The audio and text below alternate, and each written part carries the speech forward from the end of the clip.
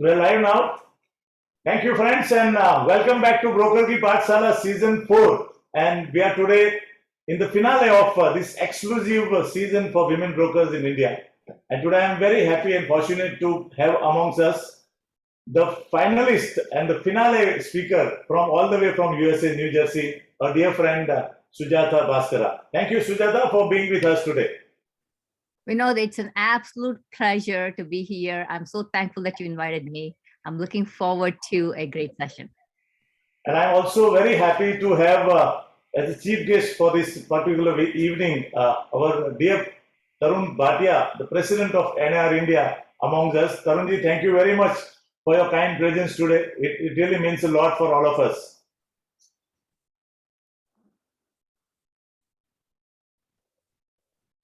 Friends, before we move forward, we always do this program, Sujatha and Dr. Nilima, with a prayer, because I personally believe even if you go to school without a prayer, you don't really start the work. So instead of this time, I say the prayer. We are going to rewind the 9 sessions, so that you will understand how this 9 sessions, season 4 went through. And I'll be singing prayer in that video so that we don't have to sing it twice. So can we have the recap?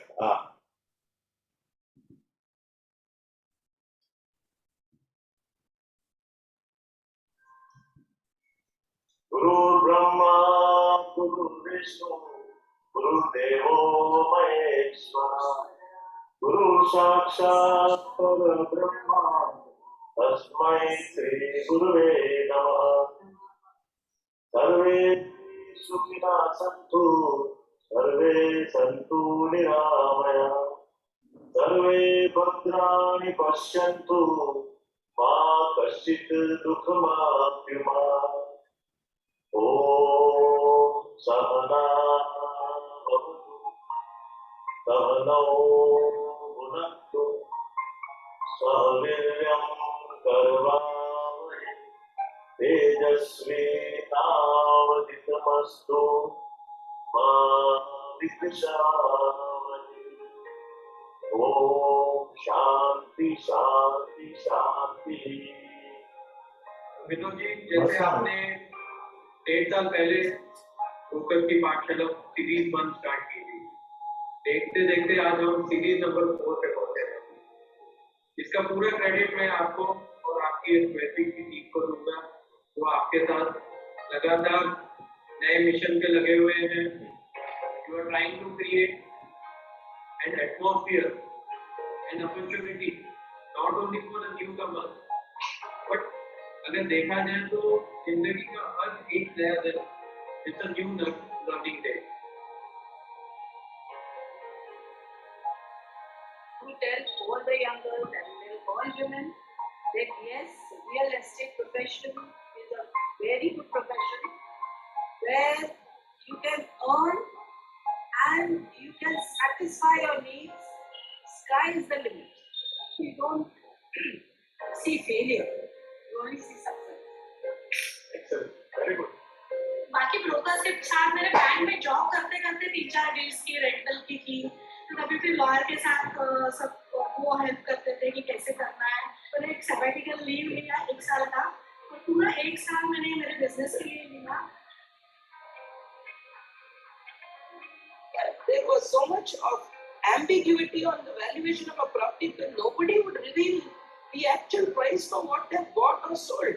Because and now everything is being so transparently discussed. It's such a dignified way to do. Whereas when we were in corporate broking, many of the NRI clients and many of our senior citizens did all-white transactions. It was a pride because we could mention the value and get the testimonials and discuss the price and know for what price the property is being sold. Then next week I met the loan person कुछ papers के लिए अंदर बाकी का मैंने किया। I told that I have a client whose land is on sale, और आपको चाहिए तो उनका contact number दे देंगे। I never got an idea कि what is a real estate market, कैसे लोन होती है, and I कुछ भी नहीं पता। ओके, तब तक आपको पता नहीं था आप क्या कर रहे हैं। आप खाली एक रिलेशनशिप बिल्ड करने के लिए उसको शेयर कर रहे हैं। ये आगे गई ये के अंदर म्यूचुअल अंडरस्टैंडिंग हो गई, लगेगा तो ये मैं बात करता हूँ।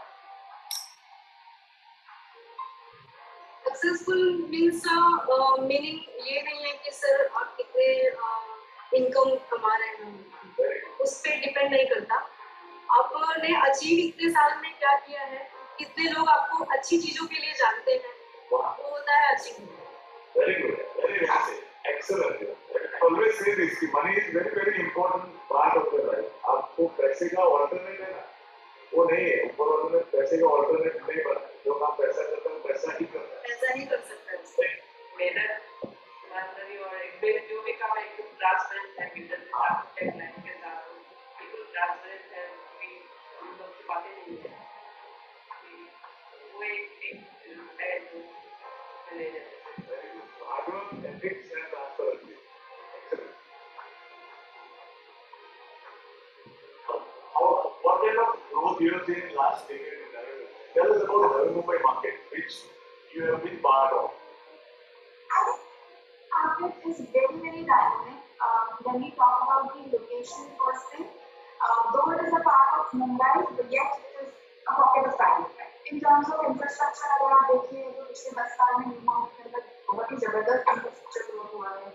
अगर हम कॉर्पोरेट्स का एंट्री देखें नवी मुंबई के अंदर, तो have almost all the corporates who entered Navi Mumbai also as a location.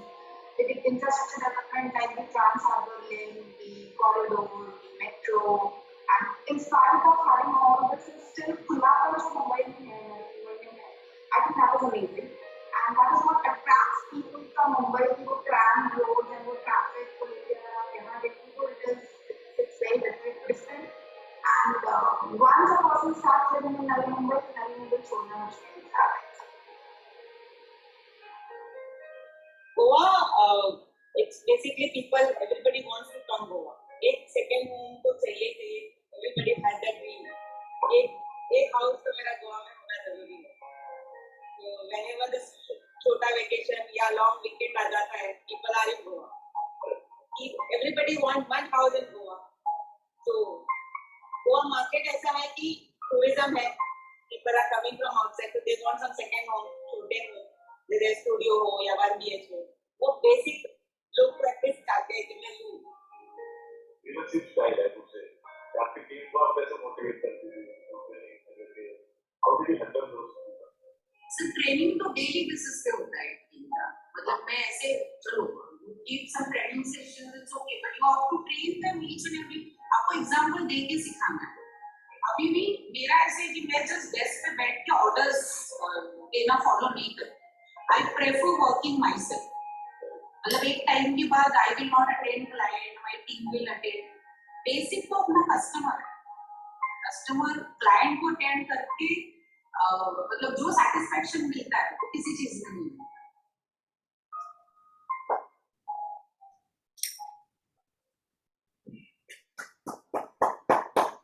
So Great. amazing. I think that was amazing experience for me while interacting with those wonderful women.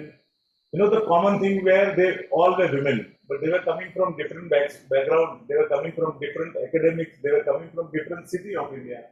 But the common thing was they were women and they were very, very successful brokers who have inspired so many brokers while doing this session.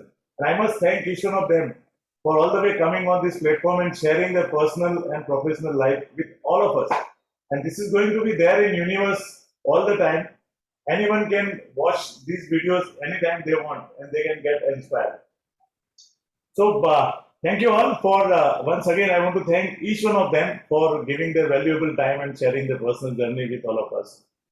So today at this junction I would like to invite our President NIR India, Tarunji, because all this is happening because of NIR India. Even today, Sujatha, you are here because we connected at NIR India convention in Delhi, Bangalore, and Mumbai. Very true. I think without NIR India, I cannot think about Broker Ki Paathshala. So I thought it is very important that we have leader of our organization to place this evening. So may I request Tarunji to share his views on this program. Thank you, Vinod bhai. Is my audio clear? Yeah, perfect. Yeah. So Vinod bhai, you know I've been a big fan of yours and all your initiatives over the past so many years, not only for NIR India but for the entire Realtor fraternity, and we all are grateful to you. I have attended your sessions and they have been out of the world. Your choice of guests has always been brilliant. All the guests whom I just heard, these small snippets, all I know most of them personally, and they're all excellent realtors. Sujata is a very, very successful realtor in the US. And what better person to call at this stage? And I just want to say that, successful women in real estate are dominating the industry. Uh, when it comes to real estate, men may have dominated historically, but the future is all female. Vinod bhai, is the audio clear or not? Yeah, audio is clear. I don't know, your video is not seen. There is some. You can go ahead, sir. No problem. Okay, so where Sujata is from in the US, Yeah, she women has to have been. close The video that. is off. Yeah. Please close the Venetian blind, ma. Yeah. The sunlight video is is off. hitting your head. Please. So, in the US, women have been part of the real estate industry since the beginning. And even today, about 67% of realtors in the US are all women. So, in the US, they represent the majority of the industry, and many of them are advancing to the leadership position across the nation. So, we are still catching up in India, and we are trying to get more women realtors in this industry because real estate offers women the opportunity for economic empowerment and career advancement.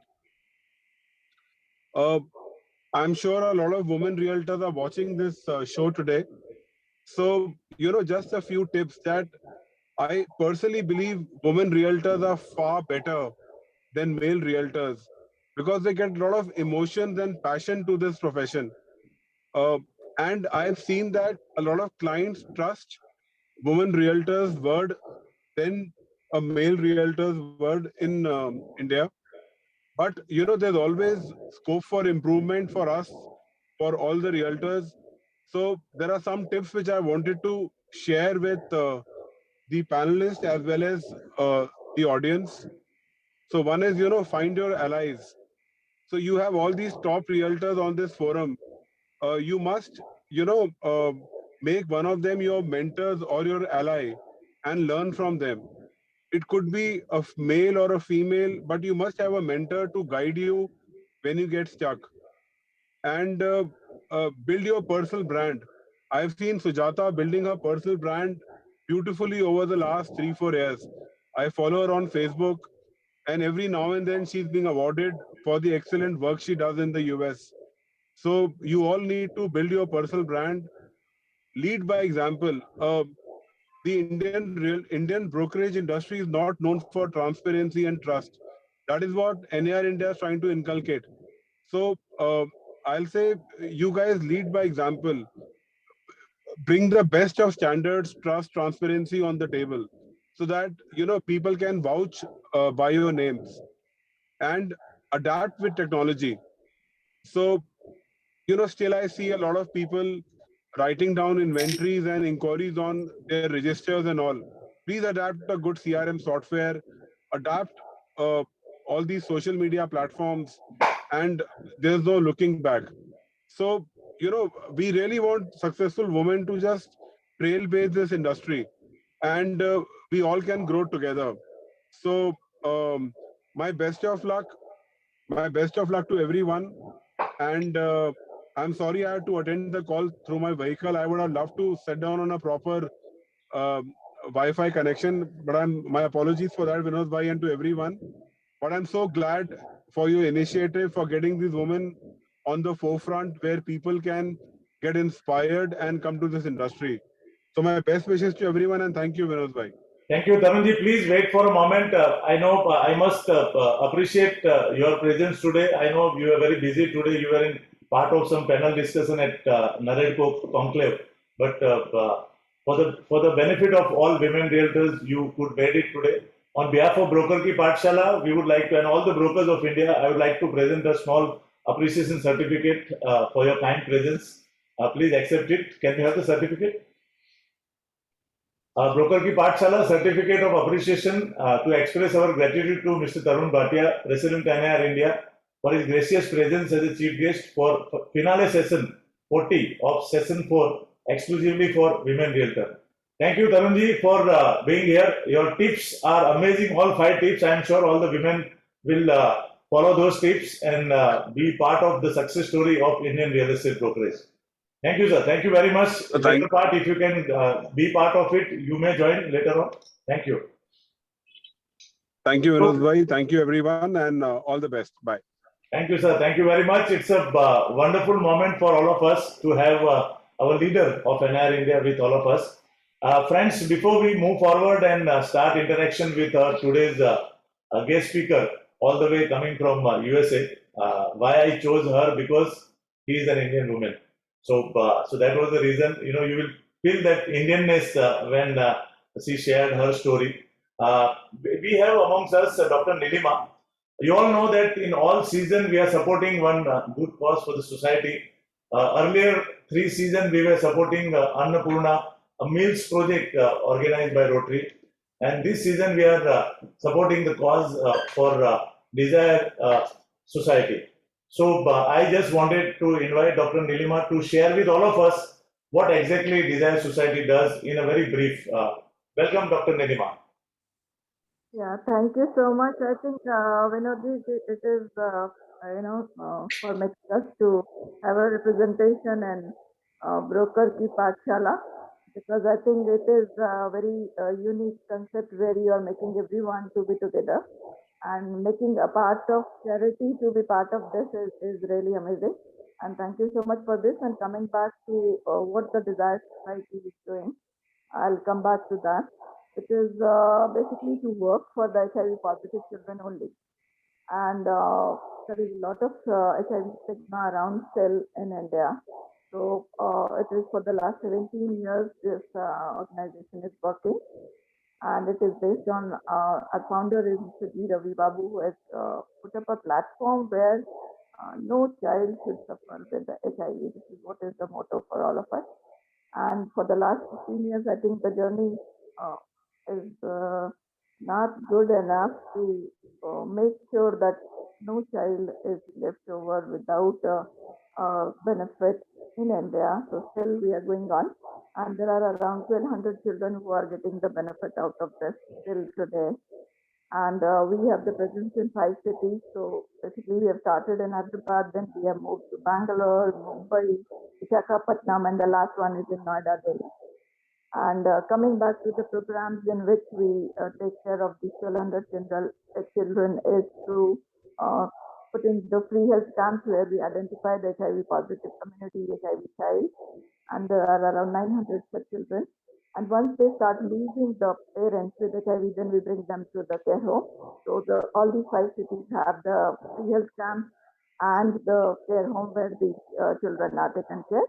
And coming back to the services, we have the nutrition is the major component of where we take care for them, and medical care is there. Then you have the education, and if it comes to the child who is there in the care home in the 5 cities, nutrition is the main base where the diet chart is mentioned and all, and medical team is there. We have the doctor, nurses available 24 hours for them. Then education also is given in the private school colleges only. I'm really pointing it out this because this is how it looks like normal child going to a normal private English medium school.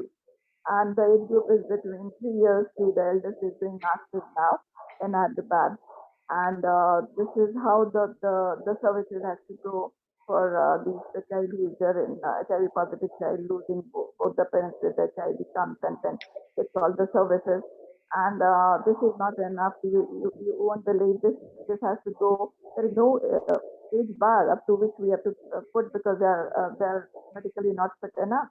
So after the education, it will be the part of the training and the job. They will stand on, and this platform is the right one to say that the girls are doing really much more better than the boys. Yes. You see the nutrition part. You maintain the diet chart. They are there. If you go for the medical, there is absolutely no hesitation. They pick up the things very fast. They are very disciplined, and education also excellent. If I'll give you the example, I cannot count. It is engineering side. It is they are dealing with the what do you say, the B.Ed and the M.Ed. For the teaching side, they are into the, now they have started putting up into the BSc, the science stream, the arts. One of them is going to go with the management. I have countless number of the children where the girls are doing much better than the boys. And I think this platform, I would like them to get introduced one day when they should be in a position to stand and be a entrepreneur and come back to all of you and say that this is what I'm doing today. And I think it is possible because everyone is supporting, and it will not go for us. It is not limited with the age. We'll get them have the stand independently, get married, and the second generation has to be free from this HIV. This is what is our ambition, that there should not be the next generation who is going to suffer with this. And in case of any mishap, their children have to come back to second generation services are also there. We will keep them away from any of the, they cannot go to the street again. So this generation, the next generation has to be managed well. And coming back to, I think even one more point, that we are a charity organization in India and the US also. Anybody who wanted to support a child in India suffering with HIV, they will get the tax benefit of the US and everything over there. And you will have more of access to the things, that you will get all the reporting of this is what the child is doing, and make sure that you are taking up a girl child for a sponsorship. I think this is what is the best part over here, that the brokers, the Paathshala is making us to know so many things. So I think that now we can start dreaming of that one day the girl child is going to come back and stand here, and instead of me, she is going to tell you what exactly the meaning of this, and make sure that all of you are making it HIV-free, stigma-free environment. That's what is needed, because our child is going to be educated like all of us. Make them get the job and not to be differentiated anywhere in the job also, and marriage means, and their children have to be normal. So let them have a sense of that every one of us here with them. Thank you. Thank you, Dr. Nilima. I think I must compliment on behalf of all of us. The entire society is grateful to you for the kind of work your organization is doing. It's not easy. You've chosen a path which nobody is going to touch. To take care of HIV-affected children. Their parents are already not there, and nobody is taking care of that. There's a stigma. And then you're taking your organization for last 15 to 17 years, taking care of more than 900 children in different locations. I think you are God's, people who are doing this great job, and we are very happy that by some way we can contribute to this and we can associate with this organization. So thank you for sharing, and I'm sure this will help many of our viewers to understand that how lucky we are. We all are fortunate people who all are watching this program. And then still we are complaining. It is not fair that we are complaining. I think there are people who needs our support. So please do best what you can. And I must compliment you for the great work you are doing. And we will keep on supporting and sharing your good work with people around us. Thank you, Dr. Nilima, for being here. Thank you very much. So nice of you. Last word will be, let the real estate people, or the people who can construct a house for our children, because we are, most of the city, it is a rented building. If the moment we have something in hand in a piece of land, then please do construct a home, so that we don't have to keep on shuttling here and there because of stigma. Very good. Thank you. Thank you, Dr. Nilima. Thank you very much. Thank you, Sujata. So friends, thank you for your patient hearing. It was very, very important. Most of the time we don't really give our ears and eyes to such causes. It is very important, being a human being. It is part of our life that we should support such causes and such people who are doing great job. So I'm sure everyone is ready to listen to our today's guest speaker, Sujata from USA, New Jersey. Welcome, Sujata, once again. Friends, if you have any question, once we start interaction, if you have any question, you can put it in the chat box. So after our conversation, we are going to take those sessions also. I'm very happy that few of our women brokers who were in season 4 have joined us. I saw Pradnya, I saw Priya. Thank you, Pradnya and Priya. Please stay back. Sujata would love to interact with all of you. Sure. Sujata, tell all of us who are you, where are you from, how was your childhood, where are you schooling? Okay. First of all, I have to say thank you so much for connecting us, for connecting me with such awesome people. And Dr. Nilima, it's fantastic what you're doing. And I'm so thankful that I could be a small part of this. I would definitely like to support the organization. Okay, so about me. Grew up in India, in Hyderabad, actually. Come from a wonderful family, 5 siblings. I'm right in the middle.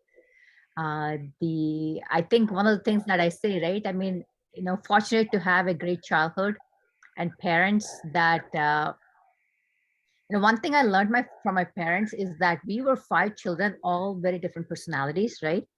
And somehow they made us all feel special in our own way. Wow. Right, and that's an amazing thing. I have 2 kids, and that in itself is a challenge, right? I mean, and to not compare, this is not now, right? This is like True. years ago. I don't even think they had that kind of knowledge to say don't compare your kids with each other, right? I don't know how they achieved it, and I feel like they did such a wonderful job that if I'm half the parent that they were to me, I feel like I would be very, very successful. And so then I came to the US to do my schooling, and then I joined AT&T. I got recruited when I was in college, and then I started working for Bell Labs. So yeah, so it's a transition of having. I consider the best thing about this is I feel like I'm so privileged to have the Eastern mentality and live in the Western world. Wow. I feel like that lets you appreciate all the little things that you have that you don't that I don't take for granted. Right. And I don't know if my outlook would have been different if I was only exposed to one world. Excellent. So when did you go to US for your study? Which was the year? In the 90s. 90s. Okay. And Yeah. have you planned that what you want to become while doing schooling? I'm sorry, what was the question? Have I planned to do? Did you have a plan that what you want to become? What you want to become in terms of career choice? Yeah, early. So I guess it's good and bad, because growing up in India, everybody has input to what your career should be. Right. And that's what happened to me too. But my parents, like I said, right, they encouraged me to be whatever I wanted to be, and they were like, whatever you want to do, we'll fully support you, right? I had those kind of parents, which I am super thankful for, right? And so my mom always wanted to be an engineer. She got married very early on, and she could not fulfill her desired career, her dream. And so I don't know, it was like I wanted to please my parents. I don't know any better. So when you don't know any better, you just take the advice that's given to you, and I don't regret it for 1 second. So, and that's what I did. She wanted to be an engineer, so I became an engineer, right? And so then at that time, IT was the big boom, right? So, computer science and IT. So then I, went into master's in computer science, right? And so that kind of made my career choice for me, I guess. Yeah, so not that I was driven or I had some great plans of some achievements that I wanted to make. It was just naturally, I think I just went into what was the default choice for me. So which was your first job after doing your master's in computer science? Like I said, I had 5 job offers, when I did, computer science and IT was the hot thing to be in. And so I was actually on my way to Boston to join another company, and on the way, AT&T called me, and I was like, it was Bell Labs, and I was like, oh my God, it's like every engineer's dream to visit Bell Labs, and so that's where I went, and I loved the campus. I loved everything about it, and I ended up staying. I ended up taking that job, and that was my first job. That was also my last job on the IT side. Oh, so this was in which city in USA? Homedale. Sorry? It's Homedale. The city is called Homedale, Holmdel, Homedale, New Jersey. And it's beautiful. Like campus is beautiful, you know. So what was your role in that company? And you were there for almost 15 years in that company, you said. Yes, that's true. That's I amazing. joined them. I joined them as a developer, Yeah. right? And I was the youngest in my group, so you know it was really nice to be with people coming from Ivy League schools and all that, and get that exposure. And it also gives me, like I said, I think my life is all about the contrast, Vinod, and then I appreciate what I have because I have something to compare it with in a way, right? So very introverted, you know, brilliant people that I got to work with. Um, and I'm sorry, what was the question again? So after 15 years working in one company, what Yeah. happened? How did you connect it with got Oh, into real real estate. estate? It's Yeah. strange, you know. I'm sure many of us who are watching right now and listening to these wonderful women, that's such a fantastic academics. You know what happens in India? When I joined 33 years back this industry, because I didn't have any choice, I didn't have any job. So if you don't have anything, then you can become a broker, you know. So Hmm. those were True. entering brokerage business who doesn't have anything to do, you know. So that Yeah. was the criteria in those times. Of course, now it is changing, and this is what I want actually. The purpose of Broker Ki Paathshala and to invite you to encourage more women and let the community know that it is not that somebody is doing this business because he or she doesn't have any choice. I mean, a person like you, a electronic engineer, masters in computer science, and then working for AT&T like a company for 15 years, and then chose to become a real estate broker. That's Yeah. amazing. It's very inspiring for people in India. So the transition happened that right when we were going up, the outsourcing started to happen in the US, right? And so the company had centers in, like, you know, I used to visit Bangalore, Hyderabad, because that's where we had our data centers and that's where we had our Yes. offices, right? And so the development part of it got outsourced. So then we had to figure out, I was like, you know, every 3 months they were talking about layoffs, right? And that was not a very good environment to be in. I enjoyed being at work. I think I enjoyed the people aspect of being at work more than the work itself. You know, like looking back, I feel like I wasn't that great at what I did, but they thought I was very good, right? So again, right, perspective. For me, it was not fulfilling. And so when they outsourced it, we did not get to interact with the people in the organization. I was on phone calls, and you'll see how I connect everything in my life, right? By the end of this session, I was on phone calls, and we used to do what are called webinars, right? Kind of like Zoom calls, but they were called webinars back then. Yes. And you know, I had my teams all over, so that means I started like 6 o'clock in the morning, and I could go, you know, like all the way, right? Texas, California, all these interactions, you know, depending on what project we were on, and they would go really, really late at night. And all through the day, I was like, don't talk to me. I'm on a conference call. Don't talk to me. I'm on a conference call. Right? This is what my whole thing. And I didn't want to say one more time, don't talk to me. I'm on a conference call. And then I remember, you know, deployment call that I was on, we started like 6 p.m. Friday and it ended at 4 p.m. on Sunday. Oh, Things didn't go well.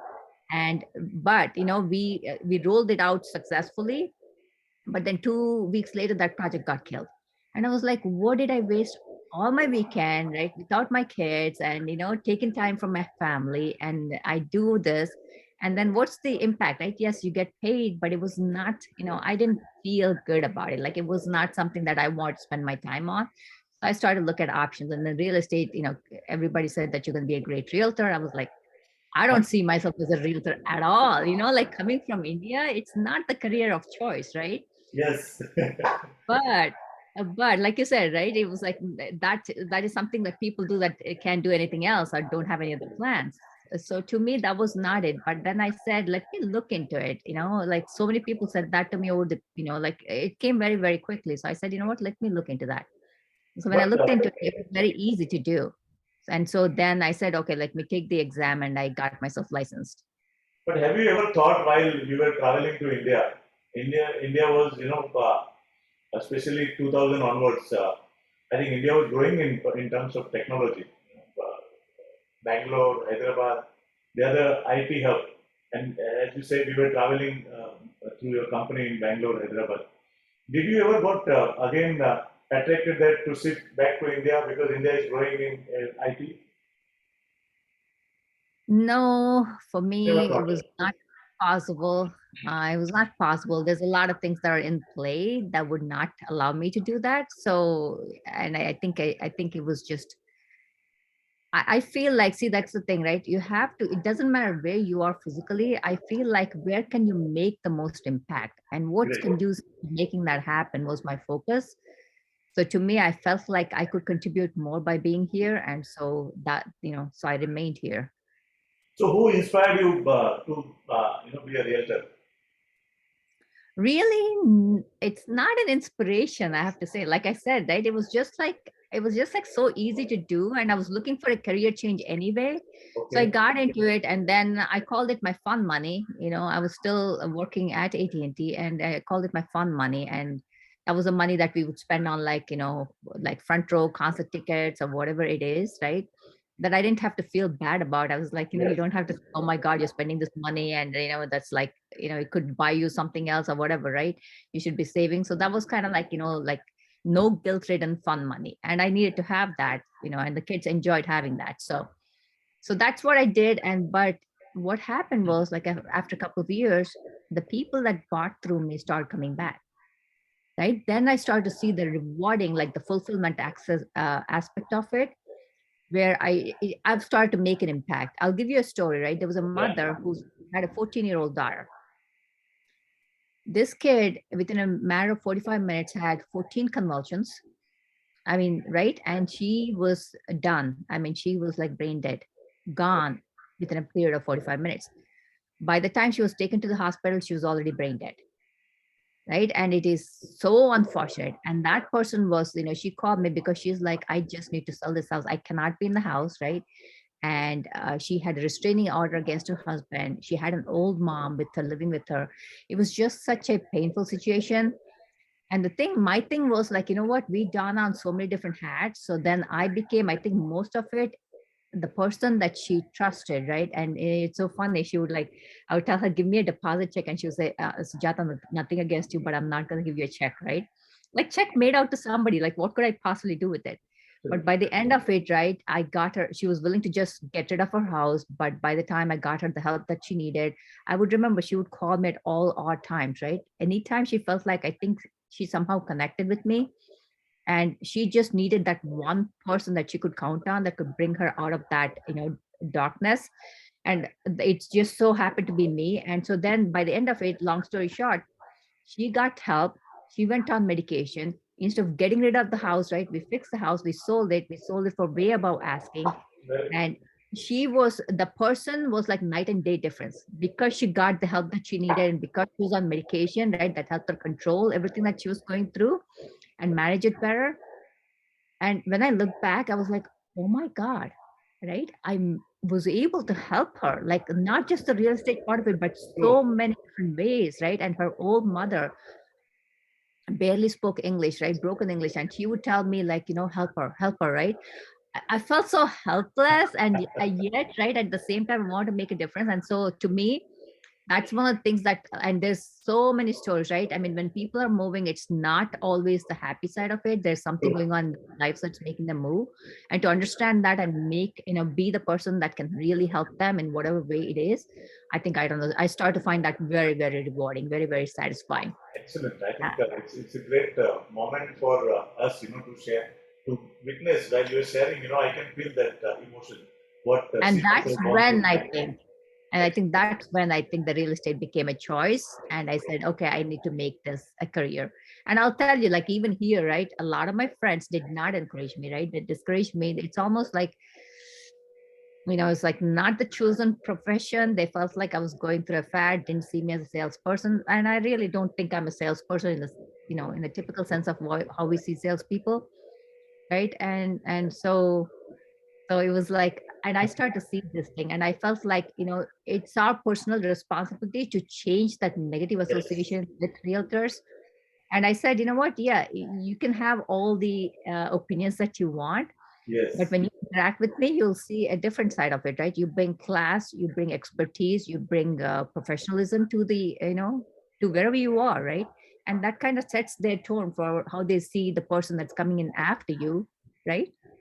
So you can definitely change that perception. So I think that was my thing, is like, okay, this is how I see that we are like, like almost the mates or one step up from mates. And I need to change that perception, right? And so I don't think anybody has ever had any kind of, opinion like that when they interact with me or my team. Excellent. I think that's a great story. Uh, Let me ask you for the benefit of all our viewers. All of us in India have a different stories to make that in US. How the brokerage business is very organized. There are different steps. You can't go out like India and print the card, visiting card, and become a broker from tomorrow. It doesn't happen in USA. So when you enter, what kind of process, what kind of examination, what is the right process to become a broker or realtor in USA? So how you went through? Okay, so it was easy in the sense like you have to go. I think I did, like they also offer part-time courses, but I went like 3 weeks of full-time classes, and it's like all day. And then at the end of the thing, they give you a test, and you have to get, I think, 80% on that test.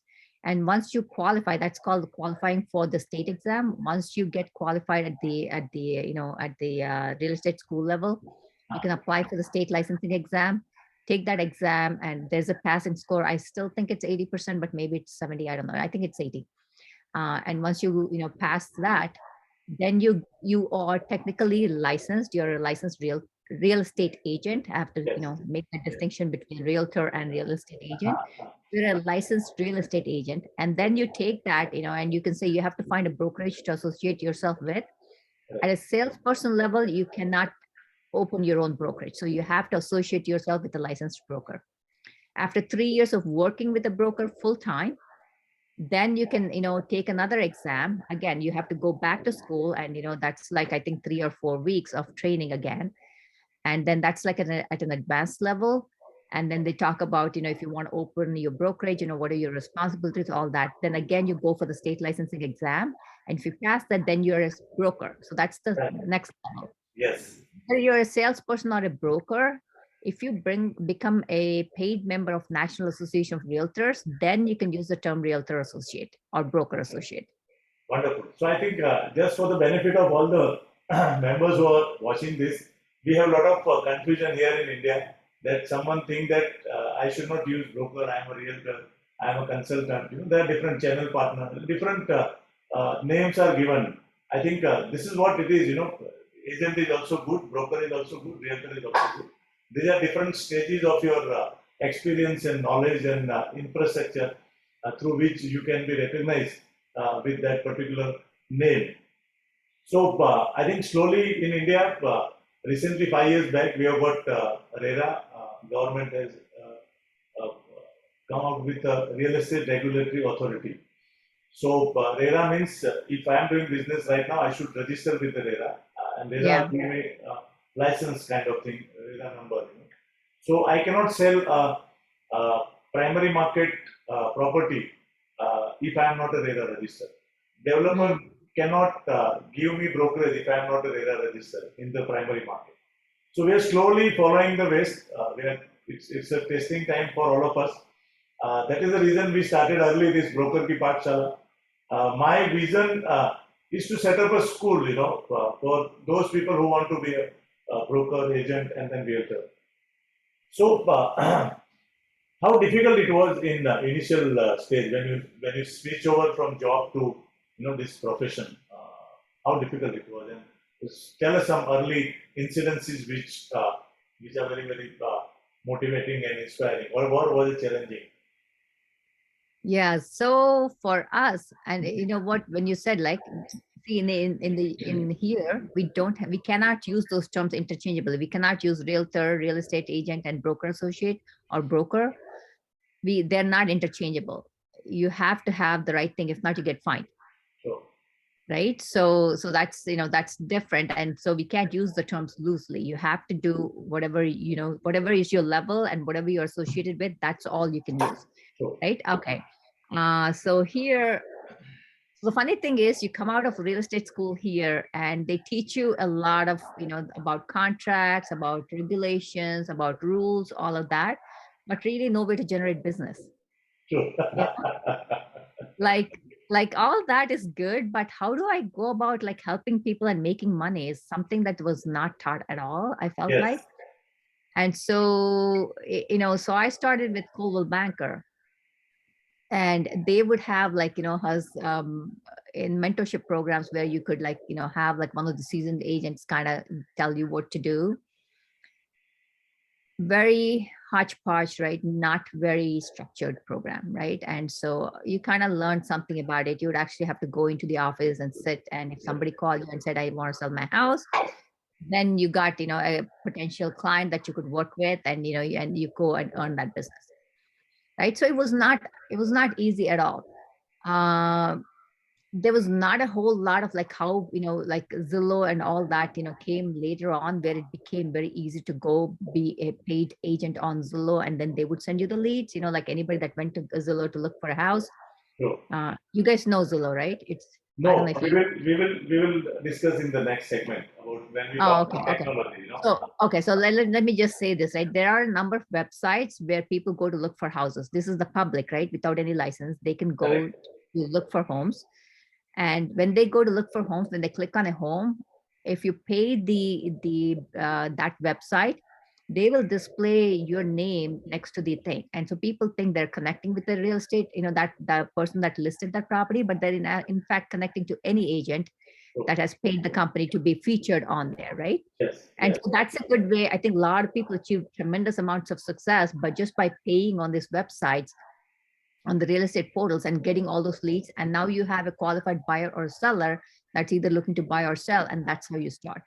For me, it was not that easy. Also, these are not cheap, so they do cost quite a large amount of money to be successful. So for me, I think it just happened to be like we would host open houses, and Yes. then and to me, I'm a people's person, so I felt like my best success was when I'm in front of people, right?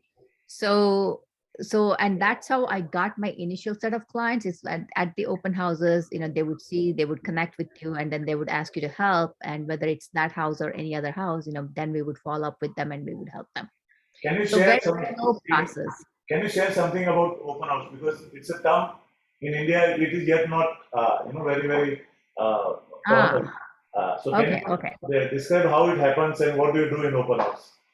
Oh, definitely. Yes. So please, just let me know anything like that I Yeah, think yeah, kind of yes, please. assume that people know. You have to let me know so then I can elaborate, more Yes. on it.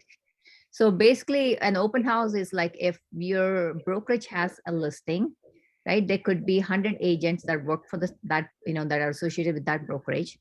And you can, contact this, even though we are all associated with the same brokerage, we all do our businesses completely differently. We are all independent contractors, right? So if somebody listed that property, that means they are the listing agent. You could get permission from that listing agent to host an open house. Open houses we typically do on the weekend, Saturdays or Sundays, 1 to 3, 1 to 4, whatever the time is. You choose your time, usually happens to be in the afternoon. And then you leave the house open for anybody that's coming in.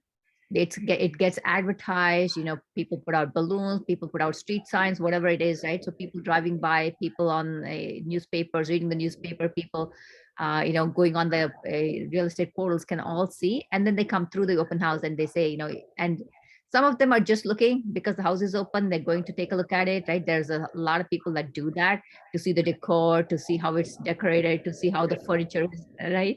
And then there are people that are serious that want to look at the house because they're looking to buy.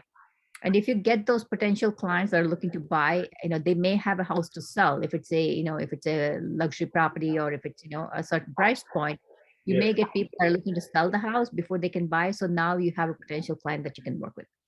So I started doing it that way because I really like doing that. And there's so many different ways you can generate, business here. One of the things is like, let's say now that you sold that house, you could send out postcards, because we all have like subdivisions, they're like little communities, right? Yes. And so you can send a postcard to that entire neighborhood saying that I just sold the property in this, and then somebody might see that and give you a call, right? I'll touch on some of these things, right? And then people would talk about like going door knocking, where you can actually go and knock on the neighbor's door and say, hey, I just listed this house, or I just sold this house, do you know of anybody? Like right now, that is so not the door knocking part of it because of COVID, but this reaching out to the neighbors and asking them if they want to sell. Because right now in the market that we are in, if you put a house on the market, I had 23 offers on my last listing. Oh, Right. So we know we have like one person got it. There's 22 motivated, serious people that want a house like that. Right. So then we call around and ask people if they want to sell. So there's so many different ways that we do it. And then, now I think we also do like Facebook marketing and, like targeted ads. So then if somebody's looking at that ad, we can also reach out to you and, ask you for help with, them buying or selling the house. so great. Sujata, currently, what is the name of your organization and what kind of team you are having? Where is your office in USA? Which part of USA? So we are in New Jersey, and New Jersey is divided into counties. So I'm in Monmouth County, and my town is called Marlboro. Marlboro like the cigarettes, right? That's easy to remember. And the beauty of Keller Williams is that we can have our own independent teams, and you could have a 1,000-person team and still be associated with Keller Williams. You kind of grow. It's a company within a company. It's kind of like you can grow your team as large as you want. So I've gone through iterations of like growing my team, and now we started doing it the right way with the right people. So it's fun, and so that's where I am. My office is physically in Marlboro, New Jersey, and my team, we just started growing it. So it's a small team, very focused, right, and very productive and highly profitable. We're only 5 people right now. So you are a broker associate in Keller Williams, is it so? Yes. Yeah, I'm a broker associate. I have my own company. It's called SB Group, right, for Sujata Bhaskara Group, right? And all the admin support staff that I hire, I pay them through the company. Excellent. So, friends, this is just for your information. Keller Williams is a very, very well-known, one of the most. It's the number one brokerage in the number US. one brokerage company in US, and she is part of that company as a broker associate. Though she has her own company, so this is how most of the business happens. And there are many such companies like Remax is there, Century 21 is there, and recently EXP Realty also have entered, I think. So can you share something about Keller Williams, how big it is? And I think they are the number one in terms of training, if I'm not mistaken. Yes, number one in terms of agent count and volume. And I think number of units too. I have to see what it is for this year, for last year. But they are definitely the number one in terms of agent count, over 150,000 agents in the US right now. Right? Oh, I think you're frozen. Can you guys hear? Yeah. Oh, okay. Yeah. So it's still the number one. It's still the number one. Those awards, yeah. It's still the number one company in the US in terms of agent count. Yeah. You have been given so many awards I've seen in your profile. Can you share what kind of awards they are and for what it has been recognized? For which kind of achievement? Yeah. Sure. So I have been consistently a top performing agent in my office, right? In terms of my individual production, I would be, I would have like the most units or most volume. Most units is like the number of houses that you sell, and volume is like the dollar amount, right, of the transactions. And I think, so I've always been in the top 3 for many years now. And that's one aspect of it where I get recognized at the local, office level. We have about 15, no, yeah, we have about 1,700 agents. Oh, amazing. among 5 brokerages. I think now it's like 7 offices, it's up to 7 offices now, right, with the same broker owner. Right, so that, and then at the state level, we have something where we also get recognized, and the top tier, they have the platinum, gold, silver, and bronze awards. So I've been at the platinum level also for multiple years now. And then that's at the state, right, level, and that's the New Jersey. Since how long you are associated with this group, Keller Williams? Since 2007, I would say. Yeah, 2007. It's almost 15 years. Yeah. Yeah, right. Almost that. Yeah, almost that. Yes, 22. Yeah, almost that. So yeah, so basically, and then we also have at the region level, which is New York, New Jersey, and Pennsylvania, at the tri-state level. Yes. They also have achievement, and that's what Keller Williams did at the region level. So I'm also a top performing agent at the region level. And I've been for multiple months, and then for 2021. So it is a huge accomplishment. I'm super proud of it. Very good. We are really proud of you, and we are fortunate to have you today on this program, Sujata. Uh, any organization which grows for long term consistently, there is always some value system and the process in the organization. So, what is the strength of this organization, Keller Williams, and your personal strength as a realtor? Okay. Keller Williams, because it's one of the largest companies, the beauty about it is like we get to, like I said, right, we have 1,700 plus agents, but everybody can run their business the way they choose to, right? There's some guidelines that you follow, rules and regulations, but your business is your business, right? And that's wonderful, because if you work for some of the other companies, like I was with Coldwell Banker, if I left Coldwell Banker, what happens is in the US, when you take a listing, when you sign a listing agreement, it gets associated with it's at the broker level, like at the, right, whoever the licensed broker is for that particular office, they are the responsible party on that, right? Correct. And then we have the licensed agents that are working that. So it's because it's the contract is with the brokerage. When you leave the company, you cannot take that listing, even though you're doing all the work, right? With Keller Williams, it's your listing, it's your leads, it's your business. You leave the company, you can take your listing with you, right? So there's a lot of really nice things about that. Also, because I'm one of the top agents, I get to network with all the top realtors. I've been in multiple I guess these are not really networking groups, but professional organizations, or or through coaching and stuff. They have this mega agent group. They also have this coaching group. It's called MAPS organization. And as part of that, I'm connected to a lot of the top realtors in the US. So basically what happens is that allows me to have a huge wide reach all over the US. I have people that are moving to California, Texas, Florida, Pennsylvania, New York, right? And South Carolina, North Carolina, Georgia. This is just in the past year, right? And I can connect them with the realtors from anywhere in any part of the country, right? And a lot of them, just like when we come to India, you kind of know people personally, and some of them you just kind of know of, right? But you can always get the information. We also have a system that allows us to see the production. Like if I have to send somebody to like Chicago, right? And I also get like a lot of inbound referrals. Like people from other parts of the country send me a lot of referrals as well. And so I get to see like, who are the top performers in the area. And I get to connect with them, and I get to introduce myself, and then I connect, so I can be like the one-stop shop for anything in the US. And I like having that kind of reach, and you actually get to know before you connect somebody, who you're connecting them with, right? So there's a lot of really nice things about the company that I really, really like. And I think I enjoy it, and I take advantage of it to be able to help my clients better.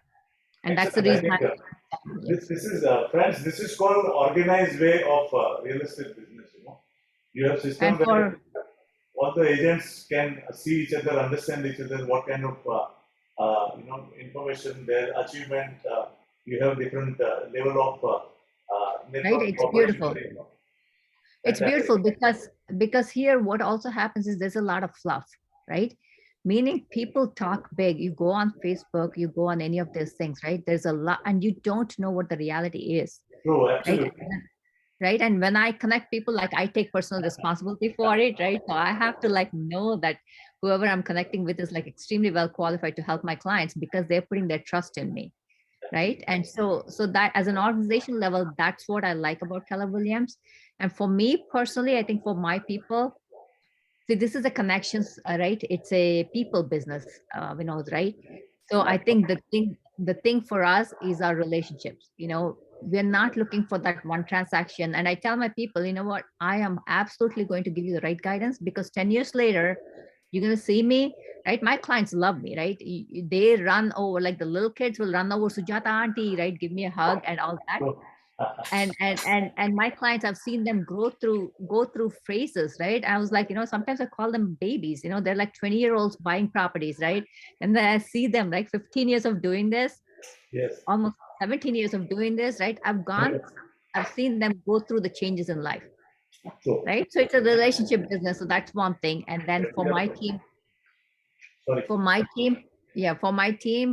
personally, I think I take pride in being like technology aspect of it. We are on top of technology, because that also allows, and I'll tell you how that, allows us to help our clients better. So that's that part of it. And then like during COVID and stuff, when the market changed, we needed to adapt very, very quickly. I was like one of the first people that kind of leveraged my engineering background. Remember, I said we had all those webinars and stuff that we Yes, did. absolutely. I kind of brought that onto real estate. And I said, I connect with people like this, right? It was not Zoom, but it was something very similar. Correct. Anyway, Yeah. right? So I could do the same thing with real estate. So during COVID, we sold houses with like, can you do a FaceTime if you don't have Zoom, right? And show me the wall, show me the floor, show me and I priced the house, sold the house without ever seeing the house in person. And that's what we encourage buyers to do too. And you have to kind of change their mindset about it. And that's kind of what we did. And of course, market knowledge, you cannot beat that. No matter how much fluff you have, if you're not knowledgeable about the product that you're selling. And I hear your story. You did it very, very well, right? Sure. You kind of became the expert, and right. And that helped people trust you Absolutely. before, and that helped contribute to your success. And that's the same thing here too. Market knowledge is critical. And I think those are the things that I attribute to my team's success. Excellent, sir. Very nice. So, I have also seen certain designation in your name, ABR, PRC. So, there are Yeah. different education degree you are having. So, tell us about that. What kind of training program a broker must, go through, which can help them in their progress of the business? Okay. So these are like optional designations. I mean, these are not mandatory, right? It is like if you want to specialize on in the we have like the senior real estate, the senior community, right? So if you want to like gain expertise on that particular, 55 plus, right, clients, then you can get that SRES designation, senior residential. What is it called? SRES. Right, it's a senior residential, real estate expert, right? Expert, yes. So right, so there's that. And then ABR is for like, first time home buyers, or if you just want to do the buyer side of it, then you can get the accredited buyers rep, that designation. And then I want to do the technology aspect of it, so then you got the ePro, right, designation. So yeah, so there's multiple things that you can do for all different things that, depending on what your focus is and what you want to gain expertise on. And that's what we, all those credentials stand for, that you can get all these designations. What is your strength? You are into which business? Residential, commercial, retail? What is your forte? We were primarily residential. We do have clients, and again, right, I will go wherever my clients want me to go, right, basically. And so it's driven by that. Like they'll have like strip malls, they'll have like office buildings that they want to buy or they want to lease out, and things like that. Then I help them with the commercial aspect of it. So we do like strip malls and office buildings for the most part. So can you, for the benefit of our viewers, because even I have never been to US, so many like me would like to know how is the market there in your local area and overall US, especially main cities of US since last couple of years, and what kind of pricing, New Jersey, I think there are a lot of Indians, a lot of Gujarati people are there in New Jersey. A lot of Indians, yes. Yeah. So you have a lot of opportunity to ask them to invest in India. So all the brokers right now, women brokers especially, they can get opportunity if you can send referral from New Jersey to Bangalore. I would love to. Absolutely, I would love to. I think I just need to learn more about how things work in India, and that's why I kept making those trips. Right? I don't see myself limiting, right? I mean, like I said, right? Even though I'm in New Jersey, I can help people anywhere in the US. And then when I come and meet with you guys and I, through FIAPSI, all the other realtors across the world, that kind of, makes me have that reach where if they're looking at different parts of the world, I can help them there as well, right? So the real estate market here is, the funny thing is, I think real estate in India is more expensive than here. Yes, that's why I'm asking you, so that people can Right? understand here. So I feel like we are very affordable compared to like the prices that I hear my friends are paying to buy their homes, and it's crazy. So for us here, right? I mean, I do all different. I do from starting like first time market till luxury and ultra luxury, right? So I can help people with all aspects of it. In general, I think the past 2 years it's been crazy, and we thought in the beginning, I thought because New Jersey is close to Manhattan, like New York,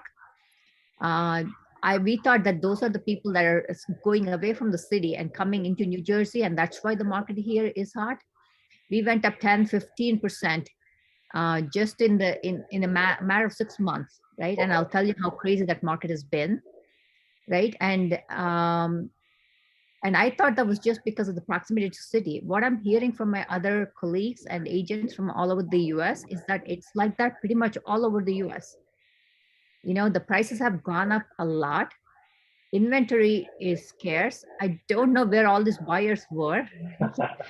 I mean, part of it is that a lot of sellers also did not put their house on the market because of COVID. So that kind of tilted that balance between the number of houses for sale and the number of interested buyers, right? The houses were lower and the buyers were higher. But now, it's still not there. We still have supply. Supply is much, much lower.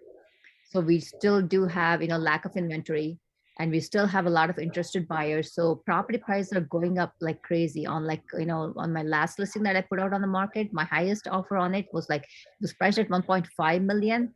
My highest offer was 1,750,000. And we took a 1.7 million US dollars. So it's like $250,000 above asking is what the people are willing to pay. Right. And if you cut it into half on the 750 houses, the 750 houses are now the $1 million homes. Right. That price point is even harder because it's a lot more of people can afford it. Right. So that's how it's been. So it's been crazy the past 2 years. Lack of inventory and a lot of demand. That's where we are.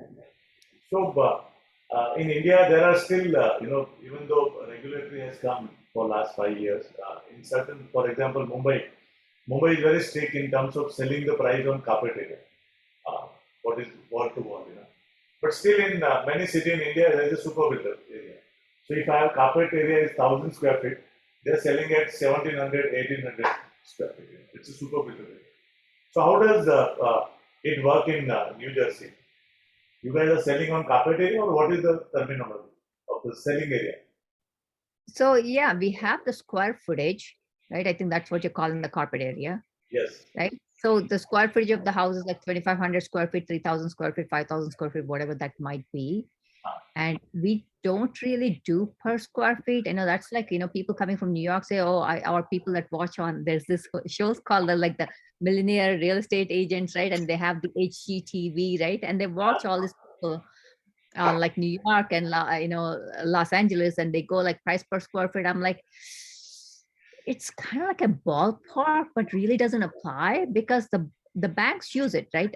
The way it works here is that when you're looking to buy, when a buyer is getting a mortgage to buy a house, yes, they have to go to the right. They make an application with the bank, right? A lender. It could be a mortgage broker or mortgage a banker, whatever, right? I mean, they make an application, and whoever is the lender that's lending them the money sends out an appraiser.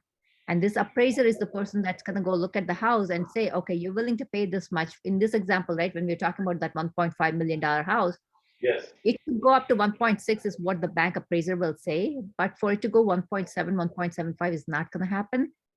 So then the buyer is going to pay that gap. Whatever is the appraised value and the purchase price, the buyer puts it out of their pocket. So the price kind of matters and doesn't really matter of what sold, and the appraisers look at what sold the past 6 months to kind of come up with the value for the house, right? So it's used to have a, I think, bigger bearing. It still does for people that strictly have to get a mortgage. But right now we are all like, we will waive our inspections for the house. We will waive our, appraisal contingency is what it's called, to get the house. So it has some bearing, but lately, if people are serious and they want to get, they're waiving it just to be able to get the thing, and they're putting that difference, whatever is it. People usually do like, if it's a, if it's $100,000 house, they mortgage 80% of it. So they take a mortgage out on $80,000 and they put a $20,000 down payment. Right? And, That's how it usually is. And you can go all the way down to like 3% to that. And if it's like a veterans loan, they can go as low as zero. They can put nothing towards the down payment and still buy a house. So they're all different programs.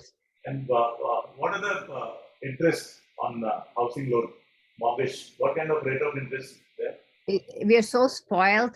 People were getting like a 2.5, 2.75 during COVID, like 2020. In the past year, it's gone up 1%. We are still hovering around 4%. 4%. Right? And people think that that's too high. It's really not that high. So in India now we have come down to almost for affordable segment it comes down to around 6.25%. Otherwise it is around 6.5%, which is even that is not high. I hear, I mean, like some of the people that have been in the business a lot longer than I have, they tell us like when they came in, it was like 18%, 21%. Yes. Right. And it's going up now. I don't know where it's going to end up, but we're still very, very low. And that's why the affordability is so high, because even though they're going so much higher on top of the sales price, they paying more to buy the property.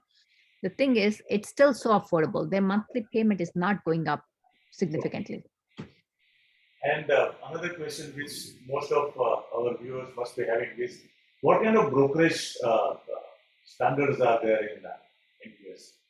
If it's the primary market, what kind of brokerage a developer offers, and if it's a resale, where you present either buyer or seller, what kind of brokerage you charge there?